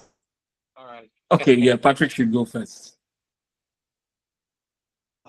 Thank you so much, Mr. Chief. Thank you, Mr. Rohit, for that very, very interesting session. I think Mr. Patrick, it seems your audio is low. Can you hear me? Okay, I can hear you now. So it's also affecting. All right. So I think some of the things I found interesting were the buckets classifying these climate opportunities. I don't know. Could you expand more? Are there more buckets than just climate adaptability? And I can't remember the first one. It can help me just recall the first bucket. I know I had climate adaptability as one of the buckets for where people solutions. Okay. If I'm understanding the question correctly, Patrick, I lost you there in the middle. You're looking for, in terms of climate opportunities, you're looking for maybe more nuanced classifications. Is my understanding of the question correct? Yeah. Perfect. Okay. So yes, I give a very high-level classification of climate opportunities. One is mitigation, and then the other one is adaptation, right? So I'll give you more examples on what mitigation can be. So everything that I said about the renewable energy part, that's mitigation. We're trying to produce power that is required for the economy, but we're using greener sources to do it. And everything that's common to mitigation is at the end of that particular operation, or the end of that product, or the way that product is delivered, or the way that service is done, it's it's better for climate, which means, technically speaking, it has very low GHG emissions. Now that space is huge only because the possibilities are endless in that space. Like, for example, biodegradable plastic, for example, right? Now, or circularity around textiles, circularity around footwear and leather, for example, right? Because when you are a fast consuming textile economy, you are producing more, and when you produce more, there's a lot more GHG. So what are you doing for the textile recyclement? How much of there are opportunities on textiles, there is opportunity on plant-based meat. Now you can think, what is plant-based meat and what does it have to do with the climate, right? But like I said, if you're a majority meat-eating economy, right? Now, if you are a meat producer, actually the greenhouse gases produced by that operation is fairly large. So if you are looking at vegan meat, for example, right? Now and there's a very strong climate story to it, right? So it is not just on the production of energy side, it's also on the other side, where you're reducing greenhouse gases in day-to-day mundane tasks, in day-to-day mundane products, in day-to-day mundane services. So we have, like biodegradable, we have vegan leather in India, for example, right? And that's a climate story, where you have leather products that are completely made from non-animal leather, right? Where the leather does not come from any animal. It comes from other based things. It looks and feels like leather, but it's not. So you can build a climate story around it, because the lesser you depend on, say, polluting products is any part of their operation, there is a climate story to it. And on the adaptation side, now the mitigation side, there are businesses to be built on the mitigation side. Adaptation, however, is challenging. It has to be a philanthropic space. I can't think of a scenario where, maybe I'm generalizing, but the adaptation side has to be philanthropically funded. You go into an economy, or you go into a region that's drought prone, you go into a region that's prone to earthquakes. Now, this is climate shocks that the community is experiencing. They refuse to migrate because for generations they've been living there. You can't build a business in that ecosystem when you're asking them to adapt to those uncertainties, right? You can, but the avenues are not very high. Like, for example, if you're an earthquake prone, you can build and create technology where the houses don't fall down, right? Where the foundations of the houses are earthquake resistant. And that's an opportunity, but that opportunity would already, be there for sure. In Japan, which is an earthquake country, their foundations are built very different. The way that they have architecture done is extremely very different. So it reacts to it, but largely the climate story is basically, if I have to summarize, if I am lowering the greenhouse gas emissions, directly or indirectly. Directly is through renewable sources of energy. Indirectly is if I am building a green story around a particular product, right? This is biodegradable. And that's also a climate story. So there are a lot of climate opportunities there as well. I hope I've answered your question. Yes, you have. Just maybe a more, I would say, clarity on, is there a difference between adaptation and resilience, right? Climate resilience. There's a lot of that being thrown around. So I was wondering if that's also similar to the adaptation aspect, because I know that climate resilience has to do with just providing stronger infrastructures and companies against climate shocks. Do you say that's also a nuanced area where entrepreneurs can also consider businesses in? Right. Yes. I would not say that climate resilience is very different from climate adaptation. One would mean that you are resilient to climatic shocks. But adaptation, what I mean by adaptation is purely more from a livelihood standpoint.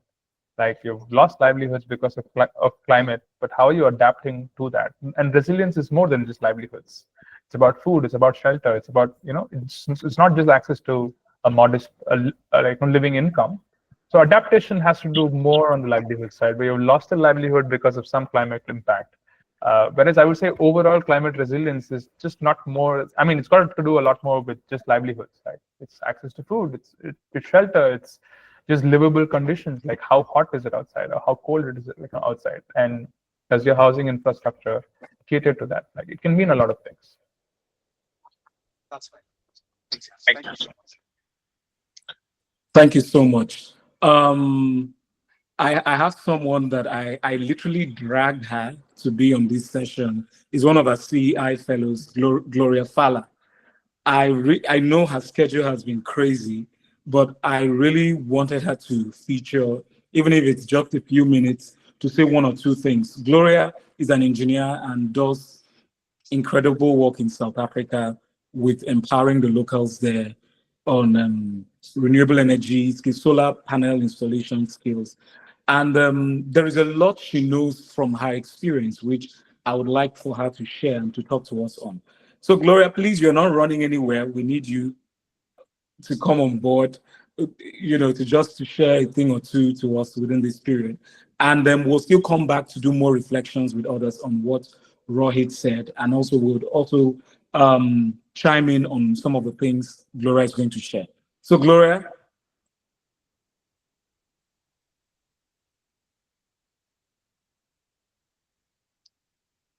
Oh, I hope I haven't lost her. Okay. Just had to unmute her mic. Yes. Okay, great. Sorry. Hi.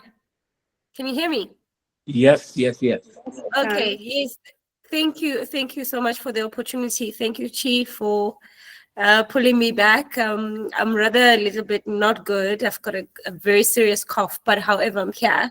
And also to Rohit, just to also share on policy. I can say one thing, maybe let me touch a little bit on policy. One thing that I always say when I step into rooms of policy and advocacy, I always say we need to readjust or to relook at our policies, and these policies have to really reach our grassroots. That's where it needs to, because those are the people who bend tires actually when there's a strike, or those are the people who throw papers on the ground. Those are the people that we need to really affect when it comes to just energy transition. It's not look, I'm not saying our grassroots are not educatable, but however, those are the people that we need to really impact, to really see the seriousness, or to really see the changes in the climate, because those are the vast majority of those who use energy from day to day, not only us. So it's very, very imperative that we use that. So let me just touch on, and I know Chi was going to touch on it tomorrow. However, tomorrow I'm not available, but let me touch on the work that we are doing in terms of socio-economic development in renewable energy. Here we are training artisans, training in solar installation and also energy efficiency. One thing that we have done, I work for renewable energy. It's called In Pursuit Renewable Energy. I'll send in the chat. I was just send a link just to check what we are doing. Day to day, we do of course, the energy solutions, alternative energy solutions, CNI, banks, agriculture, industrial, residential, we are there. But one of our things that we are very passionate, again, let me iterate, is the artisan training around skill development, around skill gap in the industry. As much as the renewable energy is escalating, however, there are no skills or less or shortage of skills to actually really align the two as renewable energy scales up and skills scales up, but that is not actually the true reflection of what is happening on the ground. So that's what we are doing. I also want to make you to help you understand one thing. We are changing our model. Before, we just used to train into installation and renewable energy. However, now we have understood that transition or change is the only constant thing that happens on Earth. So to just combat also the solar installation or the solar industry, we went back to fundamentals of engineering and saying we are going to train now on fundamentals of electricity. Meaning, should energy transition or energy change into any other spectrum or any other innovation that they will change with it, remaining in the fundamentals of electricity. So it's one thing that I wanted to pose to challenge, and also pose to say, if you are doing training, let's do sustainable training. And us as engineer, the only way we know how sustainability is to go back to fundamentals. I mean, also, you can see the bridge are standing today, or the infrastructure that is standing today. Those are the engineers of age. Means whatever that was discovered, foundation is very, very important, and then we can innovate from there. Thank you. Thank you so much, Gloria. And sorry about the cold. Thank you so much. So we're still open to its reflections time. We have a couple of minutes to hear your thoughts. Moon, you were saying something that the session is getting really interesting. I completely agree. It's getting really interesting. Madam Special Advisor, yeah, I had called you earlier on to say something. You've heard what Rohit said. You've heard what Gloria has also said. I would like to hear your thoughts. Okay, thank you so much, Chibugo. So is it possible for me to do both the reflection and my talk of Cross River States? Is that possible? Or I have Oh, to please. wait? Oh, it's possible. It's possible. Please go All ahead. right, so I just wanted to reflect on what Rohit said. It's very interesting, and to see how India and Nigeria has some similarities. And looking at it in the social entrepreneurship side, as government, we have a mandate to provide tax incentives for people in the energy business, which I know that Nigeria does already. We have some few tax incentive like the pioneer status, which gives you 3 years grant holiday. I'm sorry, tax holiday, and also it can be extended to 2 more years. We also have exemption from VAT, which is specifically for wind power and solar generator and solar cells. We also have some other investment tax relief. So for social entrepreneurs looking at exploring the business, you just know that there are a lot of tax exemptions. So it's actually friendly for you to start social, yes, social entrepreneurship. So I will just go to what I have to speak on today. So let me just say good afternoon. I know it has been a very interesting and engaging meeting. I've learned a lot. And on behalf of the Cross River State government, led by His Excellency Senator Prince Basededotu, I want to say a big thank you to everyone here, both our climate and energy actors and our host Chibuzo. Thank you so much.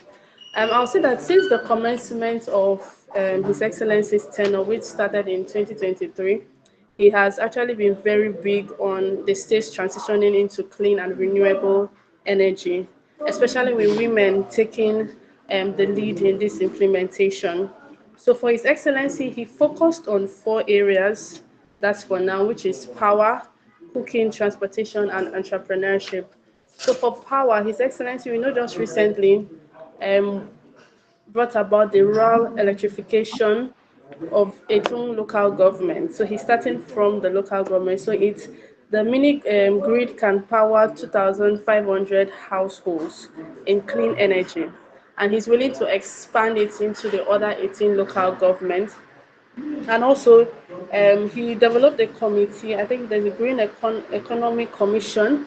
So they have been tasked with coming up with a renewable energy action plan. So we are still waiting to see what happens. And I would like energy actors here to also keep their ears on the ground so that they can make input into the action plan. So in terms of cooking, so in February, that's this year, February 25, His Excellency began the distribution of 100 smokeless cooking stoves and Wonder cooking cooking pots. So aim at reducing greenhouse gas emission during cooking, and it was distributed mostly to rural women and people who own restaurants. And also for transportation, just this February, the Executive Council approved the procurement of electric vehicles, that is motorcycles and tricycles, popularly known as keke. So now we are going to be having that very soon. So this was just Is to it enhance. electric? Is it, sorry for Yes, cutting, is it electric tricycles? yes, electric tricycles and How will they motorcycles. be powered? How will they be powered? Uh, I think they will have a station, so we are just waiting to see. So for now, they have just signed and approved the procurement of this. So let's be on the lookout to see Okay. how it works. Yes. Um, and so basically, just to improve transportation in Cross River, and then also reduce our carbon footprint.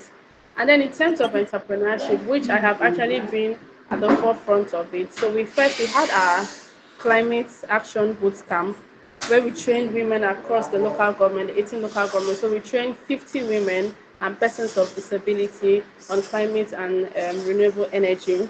And then what we are now working on, which is very interesting and it will be something that all women should take advantage of, is that we decided to explore more sustainable ways of ensuring that women-owned businesses, especially in the area of renewable energy, can be contractors.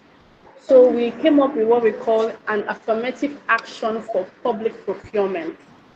So we know that in sub-Saharan Africa, about 10 to 25% of our GDP is from public procurement, and also 50% of government expenditure is um, is spent on public procurement. And I wanted us to just take a look at Cross River State. So Cross River Mm. State for last year expenditure was 180 billion. So that means half of it, that is how much was spent on public procurement. And so now, and we know that women own 40% of most businesses.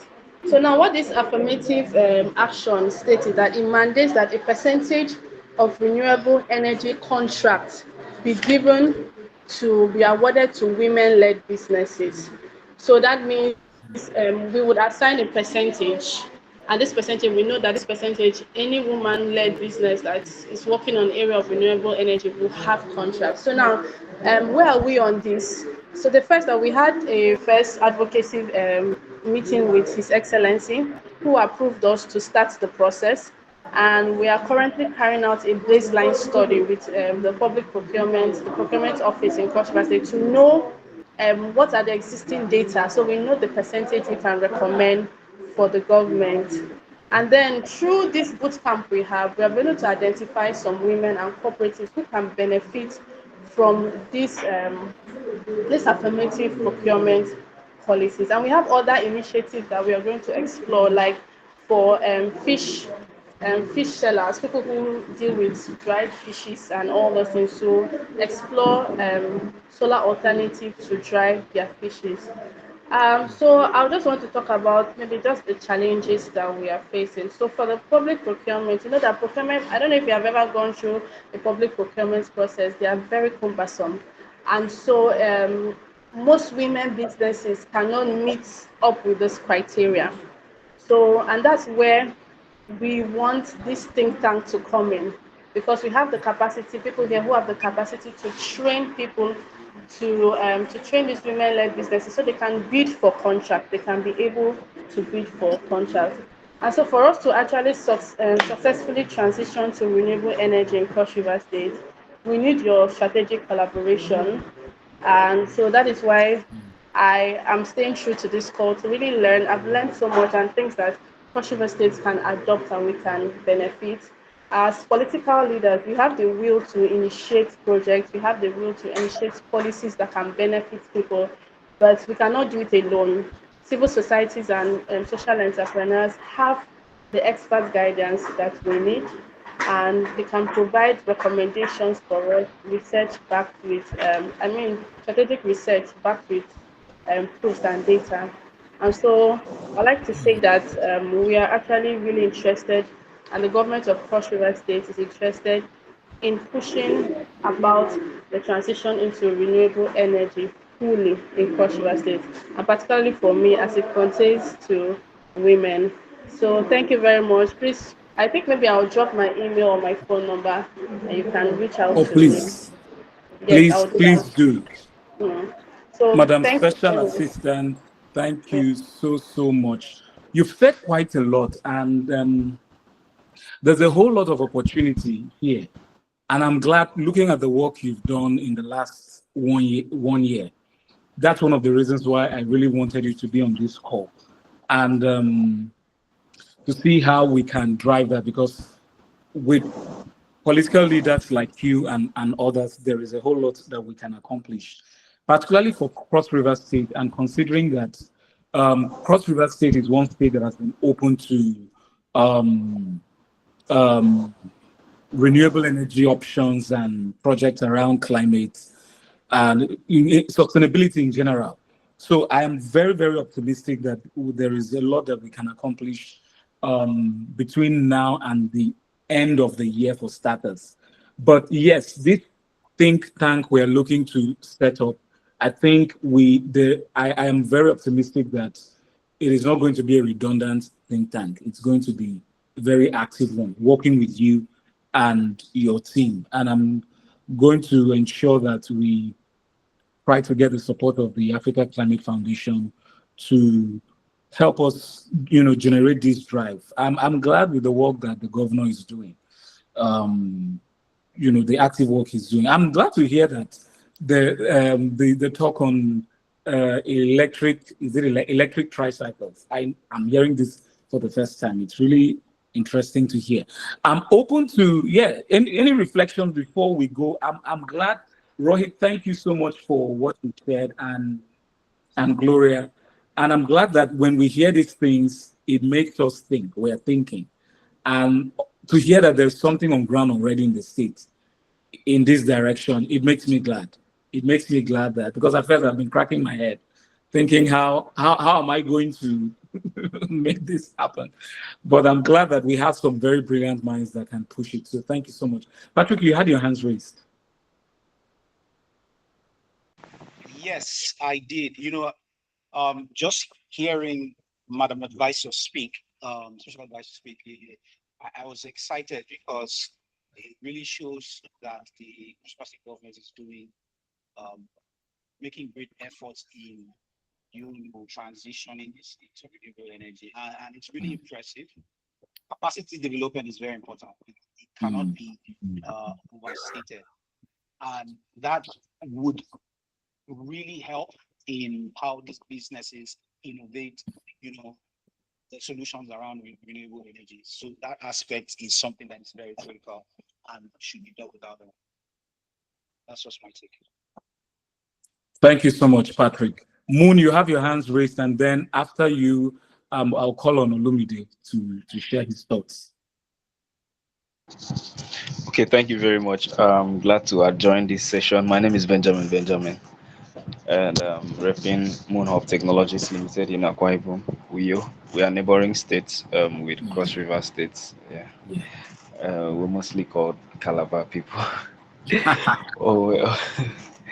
Oh well. I'm keen on renewable energy, and I'm glad that I had joined this conference. I've been able to learn that the model we've been developing is more of adaptation, according to what Mr. Roy had said. And we were looking at building models where we were looking at rural electrification, because obviously these are places where um, it's more hard to get grid energies, I mean grid electrifications to these places. But then portable electricities can penetrate these places since they are smaller and more convenient to move about. And then another thing is that these rural areas do not really use consume much power as compared to the urban areas, and then sometimes they need very minimal power to um, go about their daily activities. So yeah, I'm glad to have joined, and I've learned something, and I'll be happy to work more on this project. Thank you so much, Benjamin. and I hope you would show up tomorrow because I mean it's going to keep getting better and better. Olumide, the floor is yours. All right. Can you confirm me from where please? Everyone. Can you hear me, please? Your voice seems a bit dim. Okay. Okay. All right. I'm actually. All right. So, I would like to speak to what Uti, the special advisor, spoke a while ago. So, first and foremost, I'm privileged and I'm grateful for this opportunity to be part of this conference. Um, so, one thing how it applies to information. So, the moment she was talking about, the government trying to, create some intervention in the aspect of, um, what was it called now, cooking stoves, in the aspect of cooking stoves, and then also the first cycle. Something just jumped in my head. I think I came across some information recently.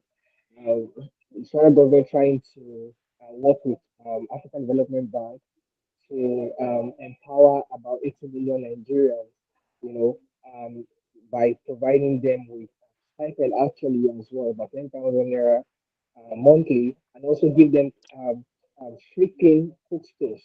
So I think you know how it works in government working in partnership. I really don't know if the government of Kosovo have actually come across this information. Probably they're listening for the first time. That's one. And then number two, about the trend cycle, I think Laseni would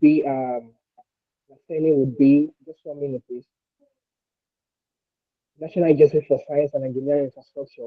I think that's another very, very good partner that the Kosovo State government can actually partner with in trying to bring their initiative to great light. So I just needed to talk about it before she leaves the call.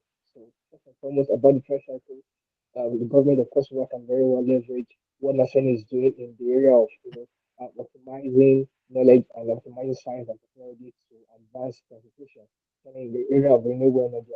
So and also in what they're trying to do with in terms of clean cooking mechanism that could very well leverage what African development has to start. In fact, Lagos is actually going to be piloting the program, and I think they will eventually go into other states. So I think it's one opportunity Kosovo can very well leverage. Yeah, that's all I would like to share. Thank you very much. Thank you, Lumide, for sharing. I think because of time, tomorrow, Madam Special Advisor, hopefully she's going to be here tomorrow. And some of the things you've just talked on, she'll be able to expand on it later on. And I am glad that we have her and a few others. Hopefully we'll have others join. And I'm also glad that we will have some persons from the Carbon Innovation Center in the University of Calabar to participate in this program. I'm glad that today our minds are already stimulated and we are thinking on how to begin to make this drive possible. And so I know that we have just 30 minutes to the end of today's session. 2 hours is already gone and it's like breeze. Our next session is very, very key, very important. It's on economic opportunities in climate entrepreneurship. I know we've talked about it, but Mr. David F. Young is going to speak on it. So Mr. David F. Young is the founder. Thank you so much, Rohit. Thank you so much for sharing your insights. Also, thank you, Gloria. I'm truly, truly grateful. And I'm going to share with you later on the survey, and by the end of the 3-day event, what we've been able to accomplish. All right. Thank you, everybody. Nice to meet all of you. Have a great day. Thank you. Bye-bye. So we are going to take the next session. We have Mr. David F. Young. Mr. David is the founder of Dahel Techies and Dahel Consultant and Techies. He's also the founder of Echo Now. He's 2022 Mandela Washington Fellow. And we are glad to have him. He's one of the major partners of this online conference we're having, and he's going to share his insights on economic opportunities in climate entrepreneurship. So we're going to give Mr. David a wonderful round of applause as he comes on board. Thank you so much, Mr. David.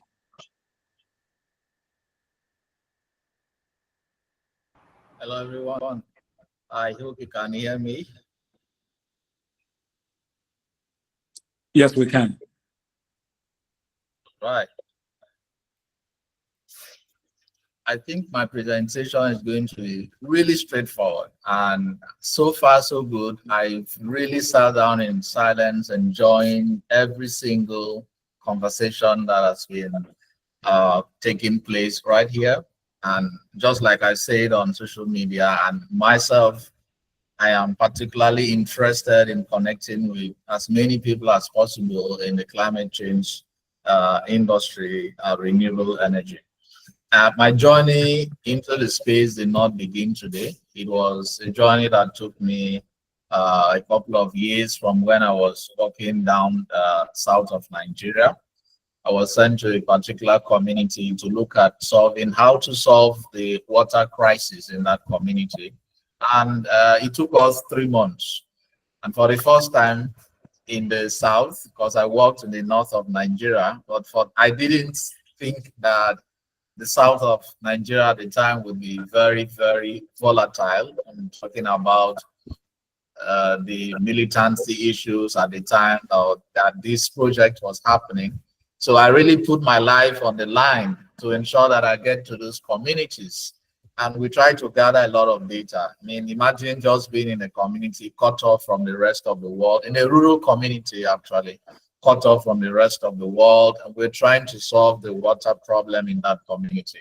So, and much later, when I went into technology, aside from my other engagements, I discovered that there is a very, very massive opportunity for young people and professionals, young professionals across the African continent to actually put their best foot forward in terms of getting connected to those in the climate space sector.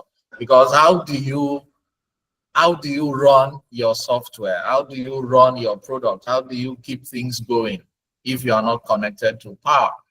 And if your environment is not blooming and grooming with the needed success, how do you bring in more people to do a lot of work with you? And so what I'm going to be sharing with you in a few minutes is to show you, not just tell you the different opportunities that exist in the climate science sector, but to show you what other people in different parts of the African continent are actually doing. So after my presentation, the next question you should ask yourself is, hey, I'm interested in this climate change industry. I'm interested in this community. Now, there is something in my own community that I want to effect a change for.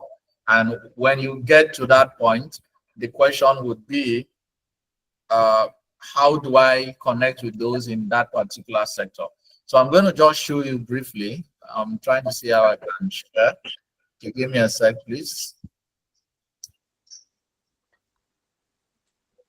So that I show you where you can reach out to these people, do some research. It will be good if you have a pen and paper, so that after this conversation, you won't be asking your questions like, how do I with people in this space? Okay.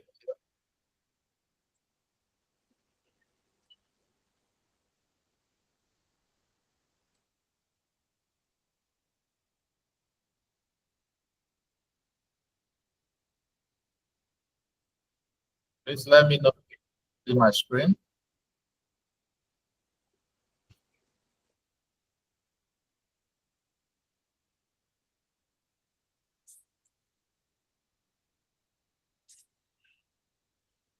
So economic opportunity.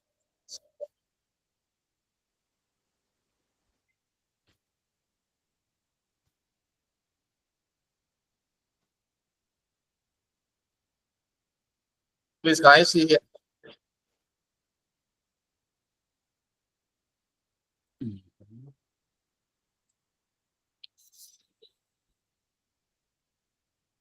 Okay, I think so. Step is.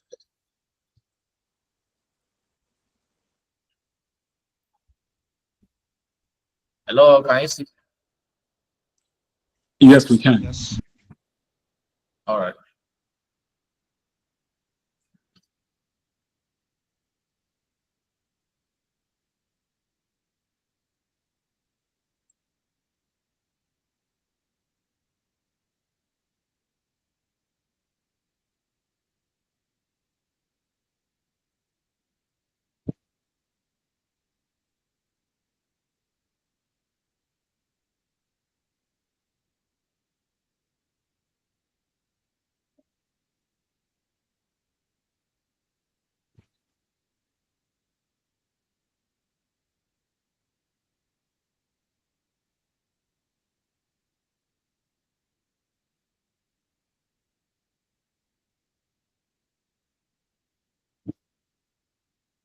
Statues or can you see?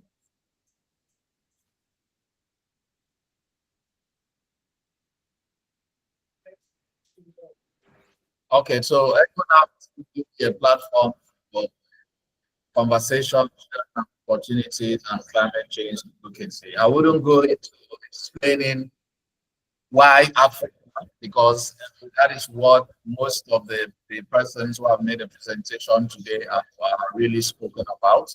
There's a lot of opportunities on the African continent that we can basically explore about climate entrepreneurship. But when we talk about climate entrepreneurship, we should just have these keywords in our minds. How do we tackle environmental challenges while creating economic value at the same time? So when you hear of the economic potential of climate entrepreneurship, we are looking at Africa's green economy, which could create millions of jobs. We are looking at the renewable energy sector alone, which is worth billions of dollars.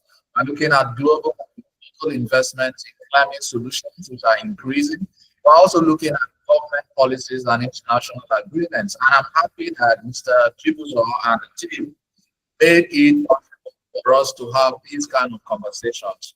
My contemporary is, in fact, presently working with the Anambra State government as the special advisor to the governor on energy. And we do have these basic conversations about climate entrepreneurship. How do we help the government to improve on their policies? And when these policies are actually implemented as a community, how do we ensure that we talk to people about it? I heard the special advisor to the governor, Cross River State Governor, gender mainstreaming. We should not just talk about bringing the solar energy sector or building incredible policies, but it should be something that young people should grow up knowing that yes, we can actually generate jobs from this particular thing. I mean, if you look at Tesla, an electric company producing electric vehicles, and one appreciates Tesla for what it did in making sure that there are electric vehicles. But before that, we have Nikola Tesla. That's where he got the name from. A very incredible scientist who first made it possible for us to look at electricity differently. And from Nikola Tesla, we have Tesla, the car company, and right now we have different companies in the US and in China who are also generating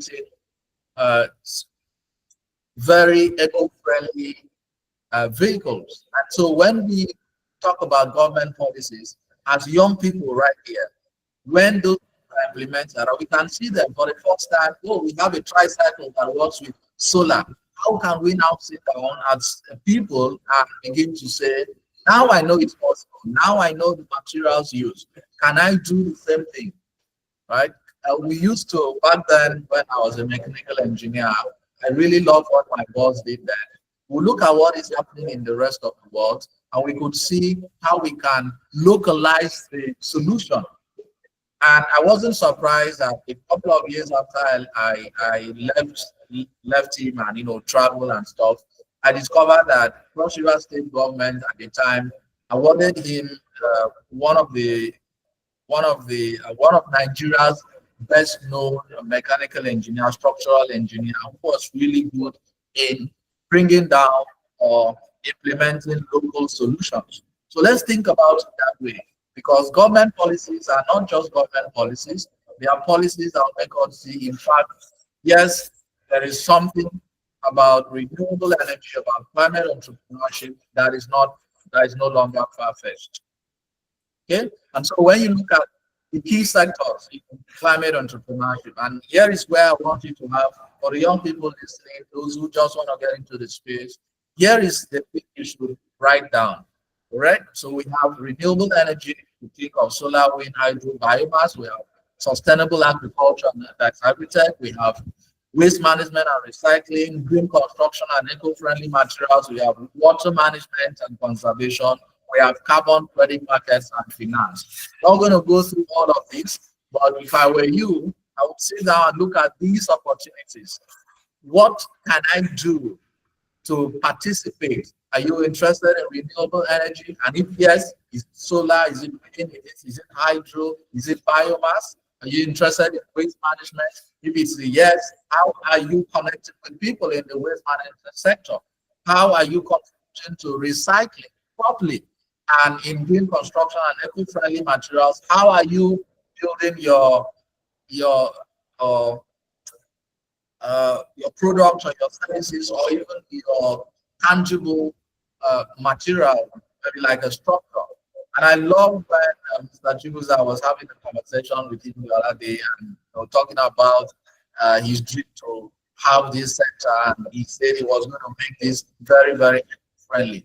That's the kind of conversations key players in the industry should be having. And I encourage us to take a look at these sectors and see which of them can I really build a career in, or if you already have a career, how can you incorporate any of these sectors into that career path of yours? So now, if you look at it, we have renewable energy, for instance, it's $1 billion company. We have companies like Copper in Kenya. By the way, a friend of mine, also a Mandela Washington fellow, we study in the same university. He's running the one that's called Taka. So, Mr. Chibuza, I don't know if you can hear me. I think we need to have a conversation with that young man.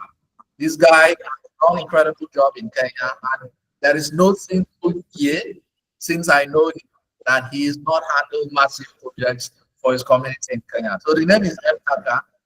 We have Copper, we have D9. These are all opportunities in renewable energy that people can Kenya has actually made some real these progress kind of in photos on the renewable internet. We also have sustainable agriculture and agritech, right? This is a place where I was really opportune to work with a firm called Afrilip Academy, where they were training young people, teenagers, young people, to build sustainable agricultural solutions. I was one of the key leaders in that project. And for a couple of months, we had students building robots, building sustainable agricultural solutions here in Nigeria. That was in Abuja. And we should be having this kind of conversations, even in Cross River State, in some parts of the South, in the North, everywhere on the continent of Africa. And so there's an example. Hello Tractor is one of those companies. Tiwa Foods in Kenya is one of those companies. Please check them out and see if it's something you love and if it's something you can actually also contribute for. How many of us have seen this photo? Or you have not this photo, you haven't seen a huge pile of rubbish like this. I'd love to see a thumbs up or a thumbs down. Many of you have seen that pile of rubbish in your community. Okay? Do you love it? If you love it, just click I love it. If you don't love it, please give me a laughing emoji. If you don't like the side of this street, this pile of rubbish in your environment, right? Let's just laugh about it. One of those agents, a couple of years back in Calabar, took me to, he wanted to show me a house. And while we were going to the place, This guy passed through this heap of rubbish. Like our vehicle was literally driving in between a mountain of rubbish, one to the left, the other to the right. And we were breathing in and out the essence of this rubbish. And I told the guy, look, by the time we pass here, please can you just do a U-turn? I know that my life is not perfect, but I'm not ready to die right away. I can't be inhaling this day and night, right? But you notice this is a big problem. So many times in some parts of the country, not just in Nigeria, in other parts of the country, or the continent, sorry, you see these people don't bloody care about where they put their waste. And that's because there is an opportunity, right? In the waste management and circular opportunity, Africa generates tons of waste daily. Guys, check out a lot of, if I remember this, I'll probably drop it in the group. I know this lady that is changing pure water sachet into bags. I don't know how many of you know her. I follow her online as well. And she has traveled across the world, getting funding, talking about how to translate things. How many of you have also seen that guy that is using metal? His name is Dawson, I think. Using metal, and that is waste. Metal that have been thrown away and all. I mean, in Nigeria, we have been hearing of iron condemn. These guys who move around picking, you know, if you keep your pots outside, they will come and carry it and say, you know, you don't want it again. But we can do more than just, you know, sitting at the sidelines. There are a lot of investment opportunities in upcycling, in composting, and in recycling. If you go to countries like Germany, I mean, this is very popular in Europe. You see this kind of photos. How many of you have seen this kind of photos? Maybe in your local community, but I've seen it mostly outside of Nigeria. And I think Mr. Chibuzo at MSU, where you had your presentation, you must have seen something like this as well, where there's a place where you put your glasses, there's a place you put your paper, there's a place you put metal, there's a place you put plastic. But my people don't want here. You go cook out some soup like this, finish. You carry the dead, you put it somewhere. You finish eating your whatever meal, you just throw it in, right? This is an opportunity, and there is massive funding for this. So let's look at it clearly. It's not just about the funding now, it's about how we can train our community to actually be waste management conscious. There's a lot to do. And then we have green construction and eco-friendly materials. Check out these guys. They make parts in Uganda. They make what is called eco-friendly sanitary pads. And I think we have Arewa, Sarah Kupi. You know her, Mr. Sachibuzo. And some of you, she's doing amazing things with her eco-friendly sanitary pads. And I know someone like, in fact, I traveled to Philadelphia just to go and understand how these parts are made. I was in their factory in Philadelphia for an entire day where they served me Senegalese jollof rice. That was the first time I ate that rice. And I was like, why is Nigeria and Ghana struggling and fighting? Anyway, I love that company because you ate the fake Senegalese jollof rice. That's what we do, right? This is the material we use. This is the machine. They were training not just Africans, because my friend who is the South Sudanese took a lot of product from that company back to our hometown in South Sudan. So we can do the same thing. How do we make up innovations in bamboo technology? Call it bamboo technology, if you may. Recycle plastics and energy efficient buildings. And here is a picture just to show you an example of what I'm talking about. Everybody here knows what bamboo is, right? In fact, if I want to drink palm wine, I love going to this spot where they use bamboo to. There's this spirit of enjoyment that comes with nature, you know, sitting under the bamboo tree. Right? Some of us fall in love or fell in love under a bamboo tree, that kind of thing. But how many of you are familiar, apart from bamboo, look at the cellulose installation, plastic lumber, silicate paint, living plant wall, solar cells, carpet tiles, natural stone, injection walls, lightning fixtures, certified lumber, biobricks. These are some of the things that When you want to build your house, this is how you can contribute. And if you don't want to contribute by buying these materials and using them, you can actually come up with a company or an organization or something, or collaborate with organizations that make it possible for people to have access to these things, right? And then lastly, we have water management and conservation. It remains a problem. Clean water, I tell you, it remains a big problem. That's why I started by telling you my story about working in south of Nigeria a couple of years back. We were trying to help that community have access to clean water. And because of that, we needed some massive partnerships, and we did get them from Aquatorium, from Nordic Technologies, and all of that. We got those partnerships, we were able to get some sample water from. It's not just about owning a non-profit, and you go to those communities and you want to set up a water board or a tank of water.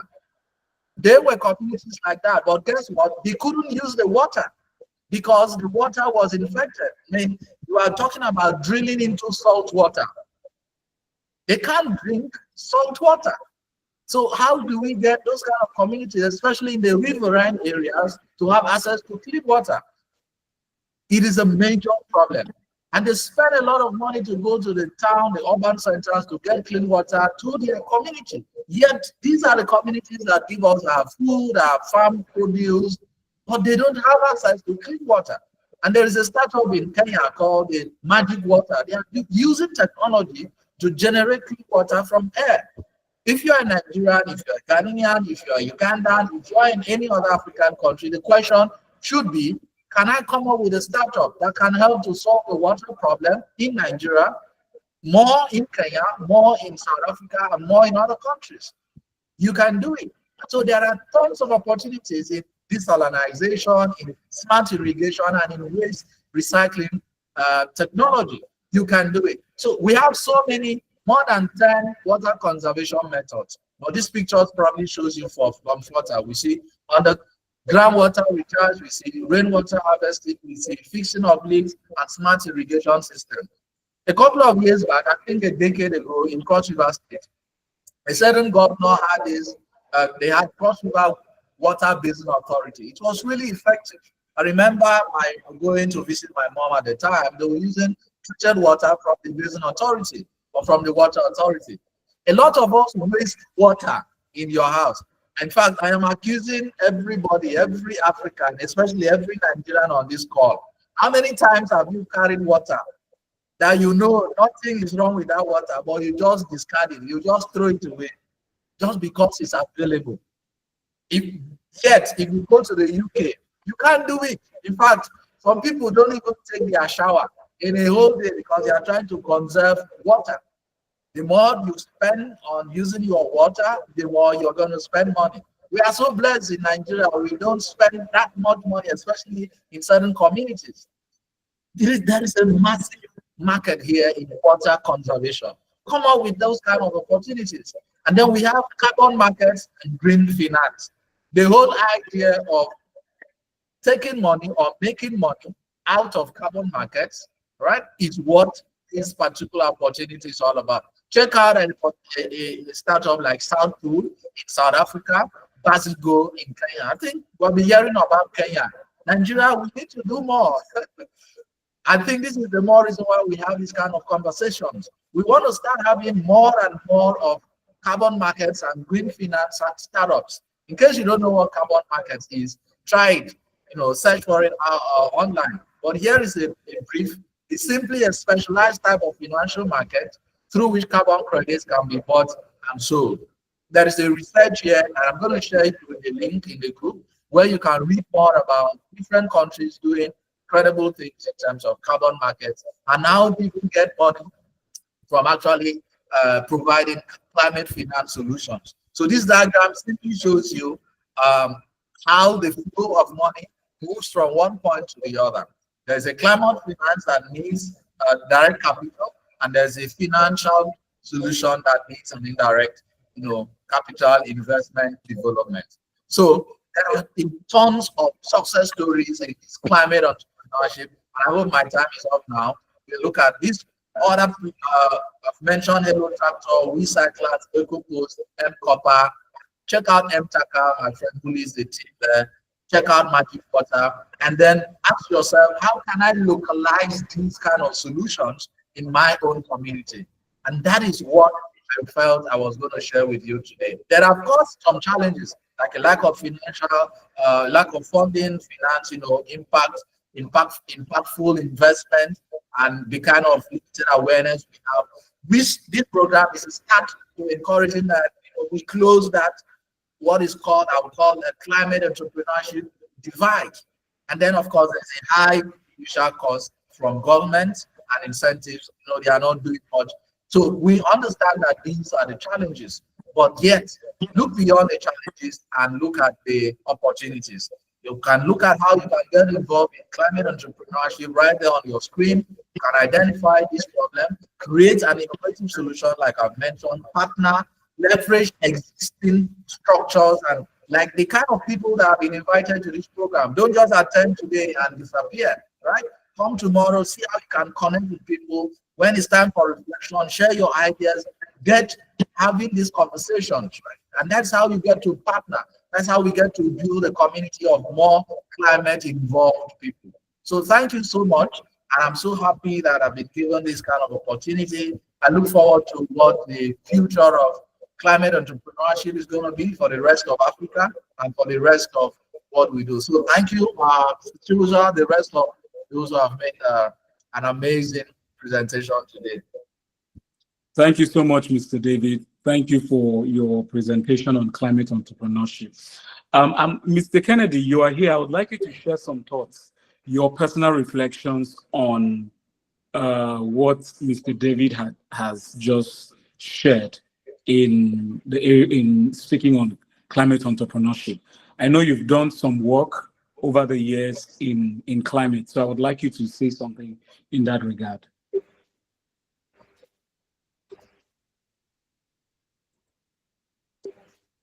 Mr. Kennedy, are you with us? My mic was off. Can you hear me now? Okay, great. Yes, we can. All right. Thank you very much, Atibuza. Thank you very much, David. I think that was a very spot-on presentation. I really enjoyed it from the beginning to the end. And it was really very practical, showing us the problems and opportunities that we have. And I was actually laughing when he was talking about that Lemna issue, that pile of debt. We see it everywhere, every day. And from the recent things about this government, I think the problems are still there, but they are trying to solve it. So last week we're brainstorming with some of our climate activists and saying, okay, this problem, they are still thinking about how to solve it, and it is not going well. And one of the reasons we see why these problems keep recurring and keep happening day in, day out, pile of debts, is that we see there are no enough recycling industries. I don't even think there's enough recycling plants here in Calabar, which is something that the government needs to look into. And like you said, climate entrepreneurship, that means we as people have to start looking at how can we fit from those things, how can we start those plans, how can we bring up those ideas, and how can we make sure that we as people try to clean our environment. When you mentioned about that beans that have different colors, I was just smiling because it's true. All of us, most of the time, we put all our debt into the same bag. And the truth is that I was thinking now, how can we now educate people? Because that one starts with educating people to be able to separate their debt into various sectors, so that those that want to collect those debt, those that want to pick up this debt can easily pick it up. And the government can actually, I'm thinking policies can help this. We can actually push for policies that help people separate the debt. We can also push for systems that help people share this in and earn credit. So let's say they're earning a certain kind of credit for keeping their debt well, for storing their debt, either in maybe Nigerian coin or some countries nowadays, once you drop your plastic, you start earning credits and you can convert those credits to cash. So we can develop a system or maybe an app that can actually push for that. So what me myself, I'm trying to do, usually I focus on environmental sanitation, cleaning the environment and educating people on how they themselves can continue to invest in their environment. Make sure your environment is clean. Don't dispose your waste. Don't be part of the problem, but rather start thinking about how we can become part of the solution, how we can dispose our waste properly, how we can address them. And the most important thing now is the end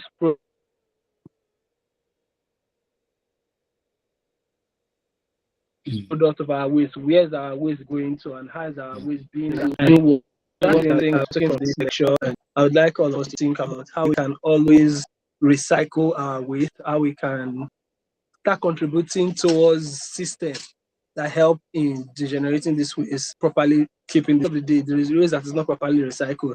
We come back and affect all of us. They will end up in the gutter, they will block the drainages.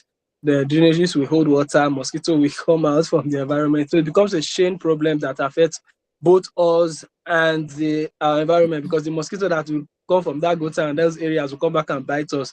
The harmful odors, the fumes will come back and affect us. So the truth is that there's a lot of opportunities in the climate space. And like one of my brothers said, he said the major problem we face there is most of the time when we're trying to do recycling locally is sorting the dirt. So if you want to do recycle locally, you give yourself have to go pile through dirt to try to get those dirty. So I think one of the ways, like I said, is that we can start looking for ways to educate people, and maybe having collection centers where people know that if I drop my plastic here, I'm earning credit. If I drop my metal waste here, I'm earning credit.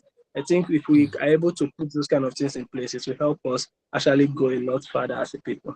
So thank you very much for this time, Mr. Stephenson. Thank you so much, Mr. Kennedy, for sharing your thoughts on the presentation. I'm really, really grateful. And this brings us to the close of day one. See how it has been? It's been very, very mentally stimulating. And yes, we've gone 3 minutes beyond the usual time we should have closed. But thank you for making time. We've started on a very good note. Tomorrow is going to be, tomorrow is going to be incredible. I thank Rohit for showing up. I thank Mr. Uzo for showing up. I thank Mr. David. I thank Gloria for showing up. Tomorrow, we're going to have an incredible time. We're going to have Sultan. So Sultan is a senior renewable energy expert from Turkey. I'll need you to be present during her session because there is quite a whole lot she's going to share. A whole lot she's going to share. My friends from the Clean Energy Incubator Program are very well vested in this field. I had a great time with them in Kenya in November, hoping to meet with them again next month. But we've had some great time of learning this past couple of months online. And it is my hope that we're able to drive more work in renewable energy here. And personally, I'm trying to see how we can get international partners to support those of us that are doing work in this area. That's one of the key things I want to do through this 3-day program. So one of the things I will encourage you to do is please show up tomorrow and engage. I love the engagement today. We've had a great time. There's a video I wanted us to watch. We couldn't watch it, but no problem. We'll watch it tomorrow. But tomorrow, please engage. We're going to have we're going to talk about sustainable homes tomorrow. We're going to talk about a whole lot of things. So check the outline and see the things we're going to talk on tomorrow. 11:58. Please show up. We're going to start the session. Thank you so much. Thank you to the Dahel team for helping us set up the online virtual experience. And thanks to Echo Now for their support. So see you tomorrow. And thank you, Patrick. Thank you. Thank you, Lumide. See you tomorrow. Bye-bye. Echo Now, you have your hands raised. You want to say something? Okay, so I think some people are having conversations in the chat. We will probably stop the recording, but I think those conversations can continue until everyone leaves. Yeah, most definitely. So we'll allow you have your conversations and we'll be ready for tomorrow. All right. Have a blessed rest of your day. Bye-bye.